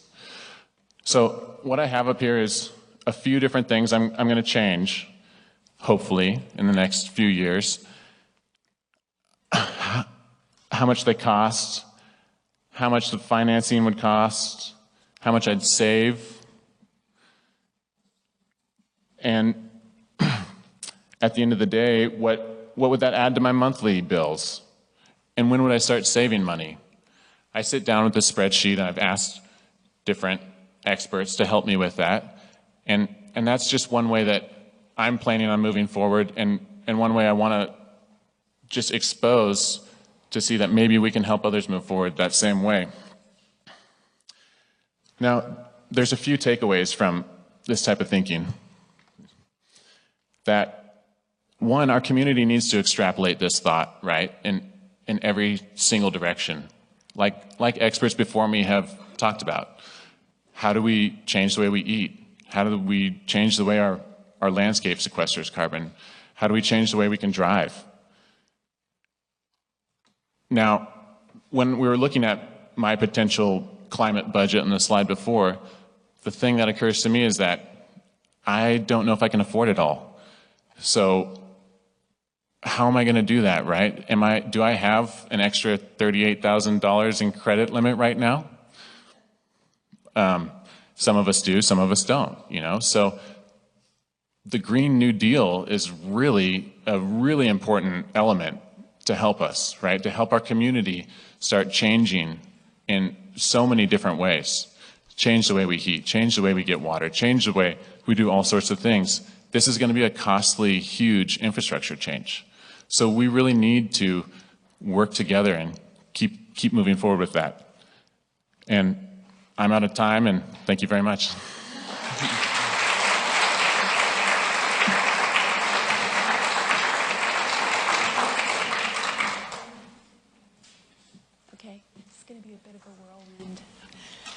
Hi there, everyone.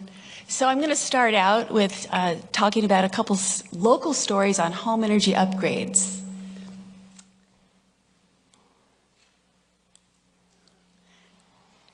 So this is a ranch, 1960s ranch here in town. Deep energy upgrades to save 56% of energy. And their goal was to reduce energy, but the result that they are most thrilled about, unexpected, were the health impacts of the energy efficiencies. So as soon as they installed the upgrades, Brian had suffered from asthma for his entire life, 75 years, when they installed the upgrades. Now his asthma symptoms had disappeared, and he's been off his medication now for about 4 or 5 years. And just the work scope that involves energy upgrades often produces indoor air quality in healthy homes that are non-energy benefits that go oftentimes very beyond the value of the energy savings. Next. So the attic started out with effectively zero insulation. Next. And they brought the insulation up to the roof, cellulose plus foam board for an R60 attic. Next. So we have the attic in conditioned space for a nice little mechanical room. So the work scope of this house was air sealing and insulation in the attics and crawl spaces. The mechanical systems were switched from gas to electric, heat pumps, and then there was an HRV installed, a heat recovery ventilator, which provided fresh filtered air delivered to the home. Next. So they wrote that out for a little while, watched the energy consumption, decided what size solar systems to install. Their eventual goal is to get to net zero, but they know they have a little bit of opportunity to reduce their energy consumption a little bit more. So they they got a 5.8 system that brought them down to 70-80%, or 10-20% close to net zero. They since installed some windows and an induction cooktop, and so they're getting close to net zero. This house is out by the fairgrounds, and it was in the line of the McCourtney fire. I was just out there visiting them last week, and they told me that the power of air sealing, their house pretty much got zero smoke infiltration into the house. They were able to go back home the next day. And by the way, the fire came right up to their house. Some of their asphalt shingles were melted. Their siding was singed. So it was right there.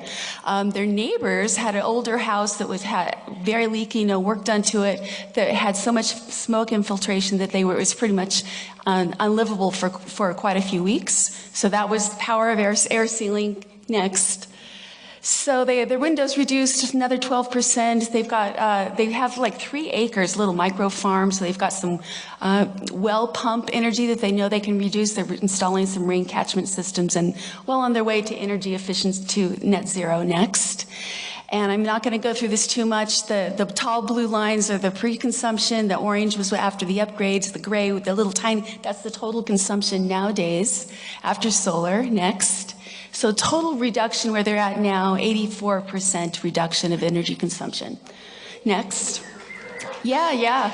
So the benefits to the house, as we see low energy consumption, durability, indoor air quality, no combustion, their market value has increased. They have lower operating costs, more comfort, increased health, safety. Their finances are better. Okay, next. I'm going to zip through this one, another one in Grass Valley. Go ahead, next. Just similar enclosure work. So we've got the enclosure work and the mechanical systems, enclosure air sealing in the attics and crawl spaces, and insulation in the attic and crawl spaces. Mechanical systems all switched out to electric heat pumps, including the hot water heater, new duct systems, super sealed, super airtight. And this household also switched their gas car to electric. Next. So total reduction at 72% savings, energy consumption. So you can, this house has not installed any solar yet, but if they wanted to go solar, now with all the energy efficiency, their solar system will actually be smaller. So they're going to get all the benefits of energy efficiency, indoor air quality, durability that we contribute to the house, as well as solar for less price. So let's next.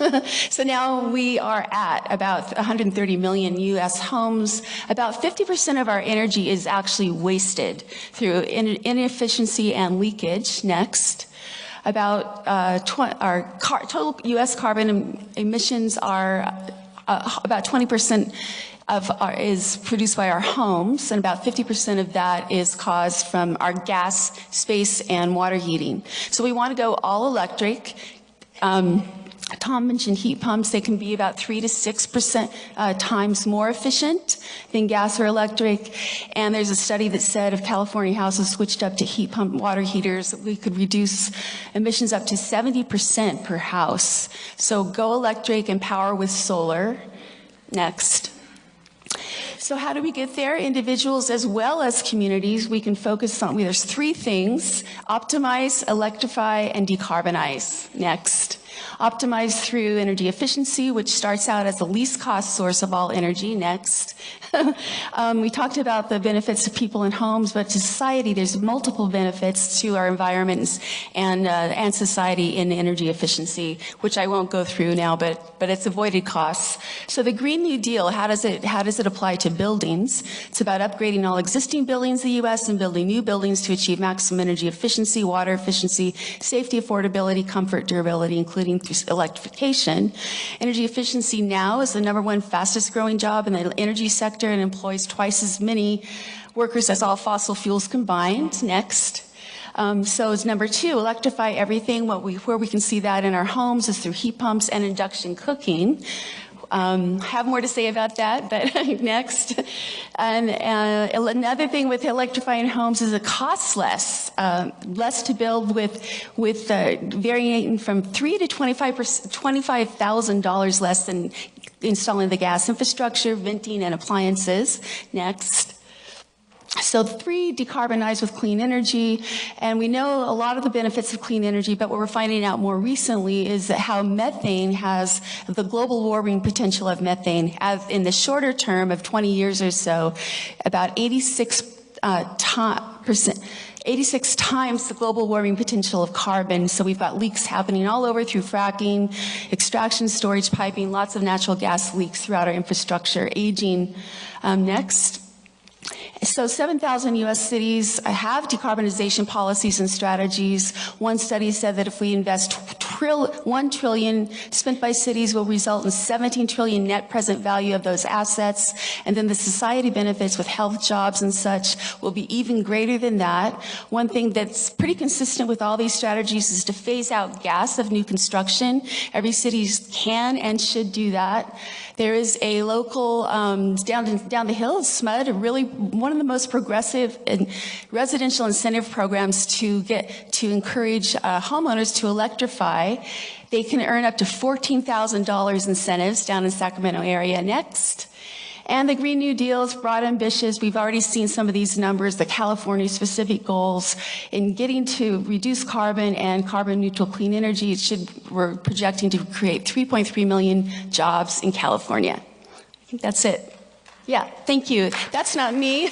That's, there's Balance Point is the home performance company here in town that did these jobs that I talked about, and they're one of 3 home performance experts that I have confidence I can recommend to you here if you want to come see me at my table later. Thank you so much.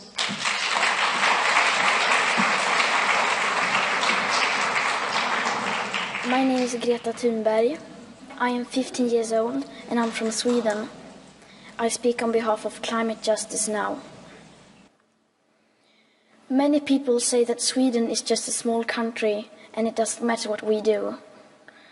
But I've learned that you are never too small to make a difference.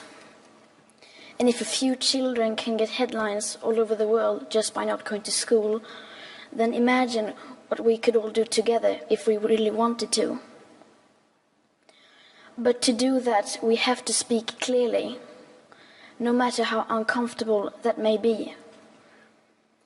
You only speak of green, eternal economic growth because you are too scared of being unpopular. You only talk about moving forward with the same bad ideas that got us into this mess, even when the only sensible thing to do is pull the emergency brake. You are not mature enough to tell it like it is. Even that burden you leave to us children. But I don't care about being popular. I care about climate justice and a living planet. Our civilization is being sacrificed for the opportunity of a very small number of people to continue making enormous amounts of money. Our biosphere is being sacrificed so that rich people in countries like mine can live in luxury. It is the sufferings of the many which pay for the luxuries of the few. The year 2078, I will celebrate my 75th birthday. If I have children, maybe they will spend that day with me.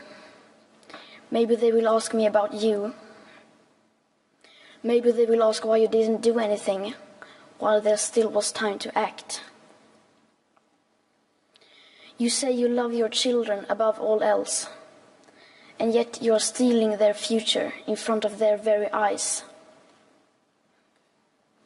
Until you start focusing on what needs to be done rather than what is politically possible, there is no hope.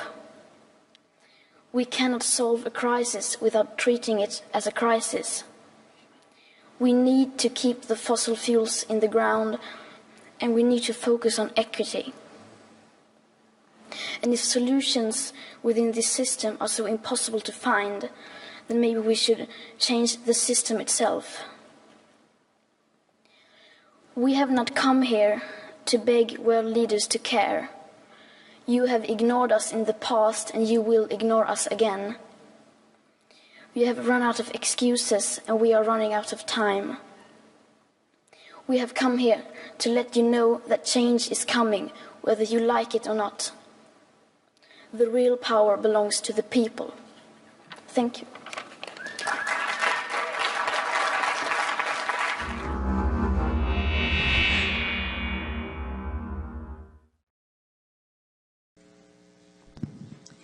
Welcome Shelley Covert, the spokesperson of the Nevada City Rancheria Nisenan Tribe and the executive director of CHIRP, California Heritage Indigenous Research Project.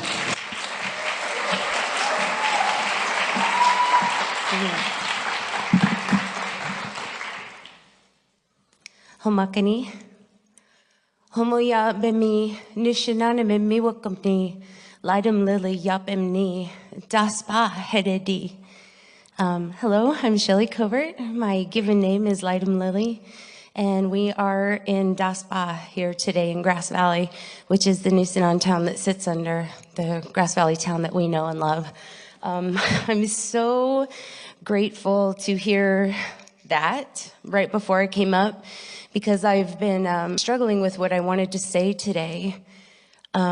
I was asked as a prompt for speaking today to talk about what my dream would be as a Native person whose family has been here in this homeland for thousands of years and countless generations.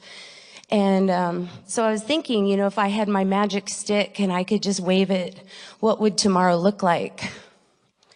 And I informed that magic stick little fantasy with the very real words of my grandmother, my grandma Carmel, who's passed away now, which was we would ask her, and I was just relentless. If any of you know me, you know, I'm pretty energetic, and, you know, I was like, what was it like, Grandma? You know, tell me about how it was. Tell me about this. Tell me about that. Just constantly, you know, kind of haranguing people is what I do. And, you know, she told me about how to make acorn soup, and she told me about the old ways and, you know, how hard things were. She was a healer and a medicine woman. A lot of the plants that she used, even in her generation, she said that she didn't think she could find anymore, even if she had the legs to do it, because she got a COPD and couldn't get around much in her later years. But she would always tease me, and she'd say, oh, I challenge any one of you girls to, you know, go without your, you know, your washing machines and your dishwasher and your car, you know, your lights and your air conditioner and your heater. You just flip a switch. And one time, I remember the washing machine died in mid-cycle. And I'm pretty much of a baby, I suppose, you know, growing up with all of our modern conveniences. And I had to help her wring out the blankets and the sheets that were in the wash at the time when the washing machine died. And my hands, she was just laughing. And this was one of the things that prompted her, you know, to laugh, because we are such babies today. I can't speak for everybody, but I know that I am. I am absolutely comfortable in my conveniences, and I come from a very poor family, and we still have these conveniences. And then the stories of my grandfather, we actually spoke about, I was at a conversation we had, I've been to so many lately, I can't remember what it was. I think it was with the rivers, with Circle, and Caleb was there, and someone in the group had put together a slide that showed how much our waterways have been changed because of the gold rush. They were moving the rivers and moving, our water system is completely created here. And I'd asked my grandfather about this, and he said, well, it's not supposed to be that way. But he didn't have an answer of what to do about it, because we're so far from what the people lived here and what this place looked like before the gold rush came, that even for him, somebody as wise as him, and lived in the ways that he lived off the land, and, a real hard, I guess you wouldn't call it back to the land life, because they never left the land, but that life, but he was without option. It was so far from him and what he knew growing up that he was like, I have no idea how we fix this. And I'm so glad that she played first. She's so much more brave than I, because I was struggling to just bring forward a few things. I am an advocate for my people, the Nisenan people, because this was not an empty landscape when the gold rush came. And the people had created an incredible landscape with fire. And the people were in the forest, making it so it was comfortable and safe for the old people, safe for the children. And so that you could go out and bring the herds towards you, to encourage growth, maybe not farming in the way that we do today, but encouraging the food sources that were abundant and around the Nisenan people here, so that life was easy and it was rich, and we were very wealthy at one point in time. So in my thoughts of that magic stick, trying to bridge with the old knowledge that I know and the beauty of what was, those people were wealthy. You may say they were uncivilized. I know we're called savages a lot, and I've seen in a lot of the old writings that the people were just stupid and didn't know how to extract and really use the land for, didn't understand the value of the land that we had. But I really, truly believe that it's a different value. And so I would like to challenge myself and challenge all of us. How do we take those moments when we maybe aren't driving down the road, maybe we walk, which is a challenge for me because I'm not a walker. What are those moments that we can still live in the way that we want to live? I play in a band. I love my electric amplifier. I love my computer, and I do appreciate the comforts that I live with, that my ancestors, they didn't have that technology, but they were absolutely comfortable, and they were wealthy in the landscape here. And I think that we can bridge that gap, but I think what we're missing is we're speeding forward. We love our technology. Of course, money is attached to every decision that we make. We only understand that we're in the zombie apocalypse because, of the carbon things and all the fires and the things that are happening. But we've been there for quite some time. It's hard to see, and it's been masked so well. And I think just coming from a person, I think the Nisenan people have already been through the end of the world and back. And that we are still here today to maybe share, like this little girl did so amazingly well, some of those hard truths that we are all, we're standing here today, I'm amplifying my voice, why aren't we sitting outside? And I could stand on a stump and yell to you guys just fine. How much energy are we using here today just in this moment? Because it's what we do. We rent a building, we have a get together, we all come and sit and listen. And, but I would like to bring somehow the wisdom of my ancestors forward with us, because I really don't see why we can't have it all. But their words are of wisdom. If it's going to hurt someone else, don't do it. There's not a whole lot of gray area when my grandfather spoke. If that's going to hurt you or your family, you don't do it. If something is going to hurt your neighbor upstream or downstream, you don't do it. And I don't think we have those constraints. Sometimes it feels like the adult isn't in the room and we're all just kind of having our way with everything. I just saw that my phone, I have a really nice Samsung Galaxy S8 Plus, because I'm blind and I have to have a huge screen. And it's already, I only got this last year and it's already on S10 something. And I was actually going the other day, I was thinking, oh my gosh, the screen's bigger and look at all the new stuff it does. And I really had a moment where my grandpa was just like, and that's all he would do, too. He didn't have to shame you or scold you. He'd just say, or if he did this, you're really in trouble. But lastly, just to wrap up, I think it's exciting that the governor's office representative was here today, and we're talking about including Native people in these decisions, in these moments that's happening. Because I know that most of us are in really bad shape, but there is that wisdom that can still be found from the past. And I hope that I'm invited a lot, but to continue, I think I'm going to harden my edge just a tiny bit. Maybe not insist on things, but to bring that voice just like she did. I was so scared coming up here. I was just telling Heidi in the back, I said, I want to say some things, but I'm not sure I should say them. And then this played, and I was like, man, if she can do it, I better get up there and say what I need to say. Thank you.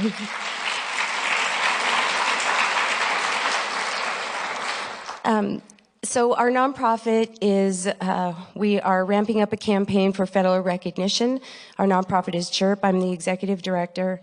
And to empower the Native people so that they can have the capacity to be involved in all of these conversations that are going on. I get invited continually to, the Forest Service meetings. I mean, there's just tons of them. And it's really hard when you don't have the capacity to be where you need to be. So if you guys, before you leave, if you would mind coming by our CHIRP table and talk to me. We were federally recognized up until 1964. Our reservation was right on Cement Hill in Nevada City. And just as a reminder, we're all in DASPA today. And if I could quickly, I just want to end with a song so you can hear a little more language. Yo, yo, yo, yo, yo, yo, payo okoipe, payo okoipe, yumenim kau heredi, yumenim kau heredi, yo, yo, yo, payo okoipe. Hui! Thank you.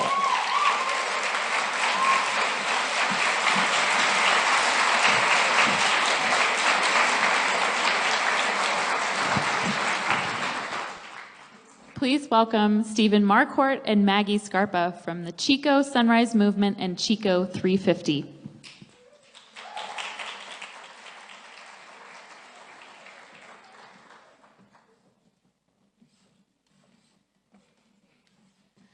Okay. Can everyone hear me?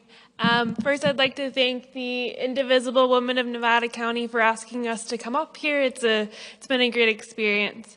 On that level of climate justice, I'd first like to start out with saying that I'm a student at Chico State, down in the city of Chico, studying environmental policy and climate planning, and I'd like to talk about my experience with last semester during the fall of all of the culminating events coming from the area, coming from the IPCC, and culminating with the Sunrise Movement coming out here.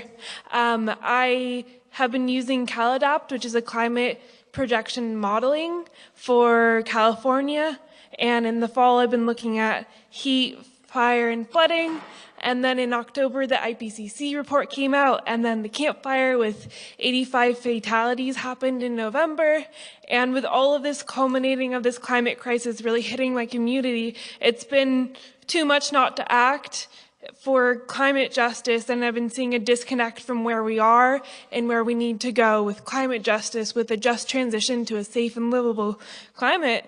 And I can't take the solution of sustainable consumption anymore. It's part of the solution, but I can't be told it's the only solution anymore. There was the global climate strike on March 15th that started with Greta Thunberg. She was the one on the screen. And I heard what I needed to do, and so I, along with a few others, organized a global climate strike at Chico State. I think we had around over 100 students coming out from the high school and from the college, and it was a great event, and it was about celebration and activism, and I really like your theme of education, celebrate, and activate, and we utilize all of the celebration and the activism because both are really needed together, and it was great, but we really need more youth in combination with older activists to come together to really make a difference. After the strike, a couple weeks later, Chico 350 and the Sunrise Movement really mobilized the youth, the high school students, and the college students to come to a city council meeting, which can be very tedious and long. Ours last like 6 hours. And all generations came together for a climate declaration emergency at the city council. And this really was great, and it takes everyone. And like I said, I really like the celebration and the activate part of this day. We need to celebrate and activate together for the climate, for these radical disruptions like strikes and marches and protests, in partnership with mobilization of climate forward policies like the Green New Deal and like a few things in our local area. And it's really important. We need to use more of the youth in combination with the older generations that have been doing so much for so long. And yeah. Okay.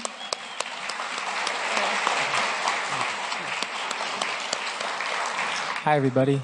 Thank you all for coming out. This is a lovely event. We're honored to be here today to speak on behalf of Sunrise Movement and Chico 350 and all the progress what we're making in Chico. And for one, picking up where Maggie left off, we need you as much as you all need the young folks. I think there's a lot of times I find myself being the younger person in a group, and they say, man, we need more millennials. We need more people like you. And that's true. But we also need you all. Y'all have the information, the knowledge, and the experience, and the connections. And together, we can really develop a strong partnership. And that's what's going to be needed to attack and hit these goals that are laid out in a Green New Deal. So my name is Steven. I am the hub coordinator at Chico 350, at Sunrise Movement. I'm also on the steering committee at Chico 350. And so these are two different organizations that are working in close partnership in Chico right now to really change the narrative around what climate justice is and what the environmental movement is. And as Maggie alluded to, we recently were able to get a resolution passed through the city of Chico, which declared a climate emergency. And this is really somewhat of a local Green New Deal, in that it sets out goals. It's a resolution, so it's non-binding, but it does lay out the vision for the city of Chico moving forward. And this is something that is happening in cities across the state in partnership with the Climate Mobilization, which is a nonprofit organization that is helping cities formulate these resolutions and guiding them as they get it passed in their city. So you're going to see these popping up. They're going in Berkeley, Oakland, Chico, Davis. So I recommend looking into getting one passed in your city if that's not already in the works. And so one big thing I want to touch on is the justice aspect of the Green New Deal. Yes, it is important that we reduce our dependency on fossil fuels and we do create these green new jobs. But we also need to address that we cannot do these things unless we're addressing and empowering the vulnerable communities that are hit first and hardest by climate change. And so that is a really powerful thing about the Green New Deal that we think makes it finally something that we need to move forward with. It addresses the fact that these communities have been left behind historically. You look at all the climate crises that happen in this country, those who get hurt the most are the ones who, in the low income, minorities, elderly, indigenous folks. And so this Green New Deal understands that these communities need to be empowered alongside our efforts to reduce our dependency on fossil fuels and create these new jobs. And so another aspect of that justice is not even these folks, it's also the folks that are yet to be born, or the ones that were just born and were brought into this system and who have the most to lose in the future by the effects of climate change. And that's where Sunrise Movement really kind of kicks in, because we are a youth-led movement. We are working to address this crisis. We're holding our politicians accountable, and we are asking them and demanding for them to vote for a Green New Deal into law in 2021, because that is the vision that we need, and that is what matters most. And so for us in Chico, and that means electing Audrey Denny, getting our climate-denying representative, Doug Moffat, out of office. And that's something that we all can work on together, and I hope that we're able to make that happen. And in fact, I know we're going to make that happen in 2020. And as well as at the local level. As much as the Green New Deal is important, we got to localize The biggest impacts that we can have in our communities are right in our own cities. And so I encourage you and I implore you all to make sure you are active in your community. Go to your city council meetings, find out who's writing your climate action plan, which folks are working on climate policies, probably in your planning department. Show up at those meetings.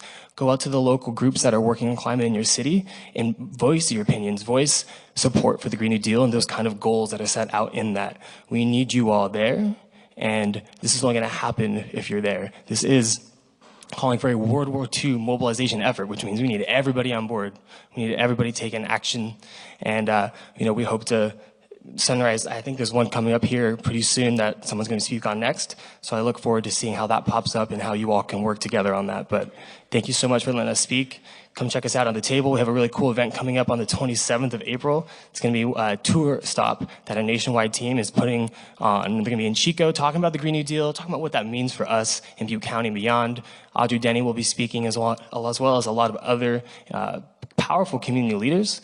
And so it's going to be a fun night. We'll have a funk band out there. It's going to be at the El Rey Theater. Should be a party. Hope you all can make it. And thanks for having us up.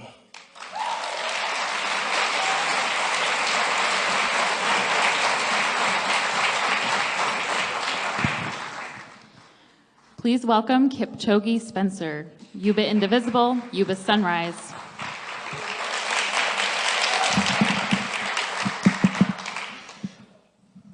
Raise your hand if you've ever tried to convince a climate skeptic that it's real and caused by people. Keep your hand up. Keep your hand up if you succeeded. One person. Raise your hand if you have ever encouraged or suggested to somebody that they vote, reminded them to vote, or to go to something like the Women's March with you. And keep your hand up if it worked. All right. So the bad news is that it's really, really, really, really, really, really, really hard to convince somebody that climate change is real if they don't. The good news is that it doesn't matter. It doesn't matter. We don't need to convince any more people that climate change is important, because I want to tell you a story about why. In 2009, a peace studies professor went to a war studies conference, and she said, nonviolence is all well and good, but sometimes you just got to break out the big guns. And her talk wasn't very popular that day. She was approached afterwards and said, if that's true, I'd like to see the evidence. It turns out there wasn't any, so they went and looked for it together.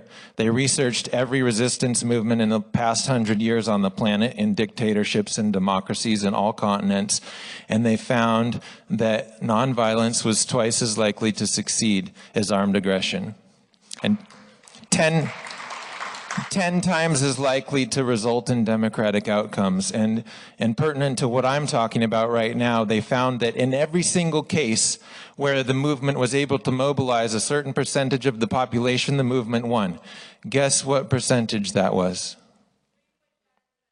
3.5% is the plant in the back, ruining my punchline. No. 3.5% is not a lot of percent.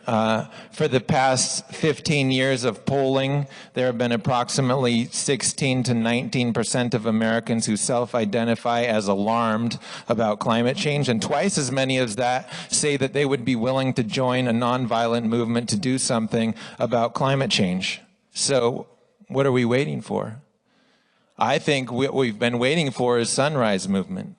We've been waiting for a movement that has captured the national attention, that knows what it's doing. I've been studying movement building for the past several years, and there's a theory of movement building called momentum, and Sunrise is steeped in it. They've been studying what these other people have been studying, which is all of these nonviolent movements for the past several decades, what they've done right and what they've done wrong, what their movement ecology looks like, what their best practices are, what things don't you do. And the Sunrise people are really hip. They're doing it all right. And they have launched what is the most ambitious policy framework in multiple generations. Never in my lifetime, in most of your lifetime, has there been any policy that is this ambitious. And they are doing it in a way that maybe some of you think is controversial. And what I would say about that is controversy in this kind of scenario isn't a bug, it's a feature. Yeah, controversy is part of movement building that's called escalation. And what they have been doing is escalating, and they have gotten climate onto the national attention in a way that it never was. Climate in 2017 was on the national media like for 70 minutes total on all the national networks, and now it's way more than that already. And it's because of the escalation. So it's happening according to plan.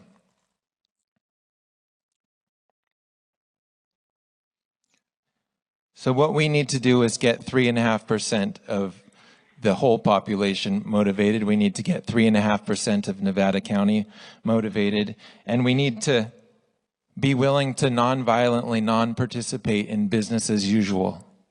That's what Greta was talking about. Greta was talking about business as usual got us where we are today. It got us exactly where we are today. If we want things to change, we have to be willing to not do business as usual. We have to be willing to tell each other what we're doing that's not business as usual. I'll tell you what I'm doing that's not business as usual. It's also a convenient way for me to publicize my efforts. I sell and ride electric cargo bikes that can replace car trips and can replace complete cars if you're that motivated. I'm working on some software that allows mass simultaneous nonviolent movement building. Our first project we're getting ready to launch is calling Amazon to be more climate responsible and a whole bunch of other things. And we say, would you be willing to quit Amazon if 1 million other people would be willing to do it at the same time? And so I just basically want to say who's willing to get uncomfortable. We need to be willing to be uncomfortable, to challenge ourselves, to push ourselves out of our comfort zones. I would like everybody to go after this to each table, to every table, not to one table that looks cool, to every table and sign up. You can unsign up later if you don't like it, but sign up today. These tables have been vetted to be here. They're all doing good stuff. Take out your checkbook. Write a check to Circle. Write a check to Chirp. Write a check to Sierra Harvest. Those organizations have paid staffs. In order to realize their dreams, they need some money. So do that kind of thing. But overall, and write a check to Indivisible Women too, because this event hasn't been paid for completely yet. We're going to pass a basket around. You can put some money in for the event. So I have 2 asks about things that you can do aside from getting uncomfortable. And if you're comfortable 90% or more of the time, maybe today is the day that you start thinking about how much of the time are you willing to be uncomfortable for something you care this much about. The 2 things that I would suggest thinking about doing in April are going to the Chico Sunrise event. They have 800 seats to fill. We can carpool to get up there. You can go right back there as one of the tables you visit and buy tickets right now and sign up to be part of that. It would be awesome if we could fill that theater that they have up there. And the other one, more locally, is on April 23rd. There's a Grass Valley City Council meeting to decide basically the fate of the Loma Rica development. And right now, Loma Rica development, it looks pretty much like business as usual with a little window dressing. Like, it's not as bad as they used to be, but it's not where we need to go. If we want it to be a development that looks like where we need to be in 10 years, according to Green New Deal, we need to show up there. When people say derogatorily pie in the sky, I'm kind of like, let's reclaim pie in the sky. Let's say that's all our pie and that's all our sky. Let's get it. That's it. Hope you enjoy the tabling. That's the end of the program. And thank you all so much for being here, and to all the organizers for making it happen.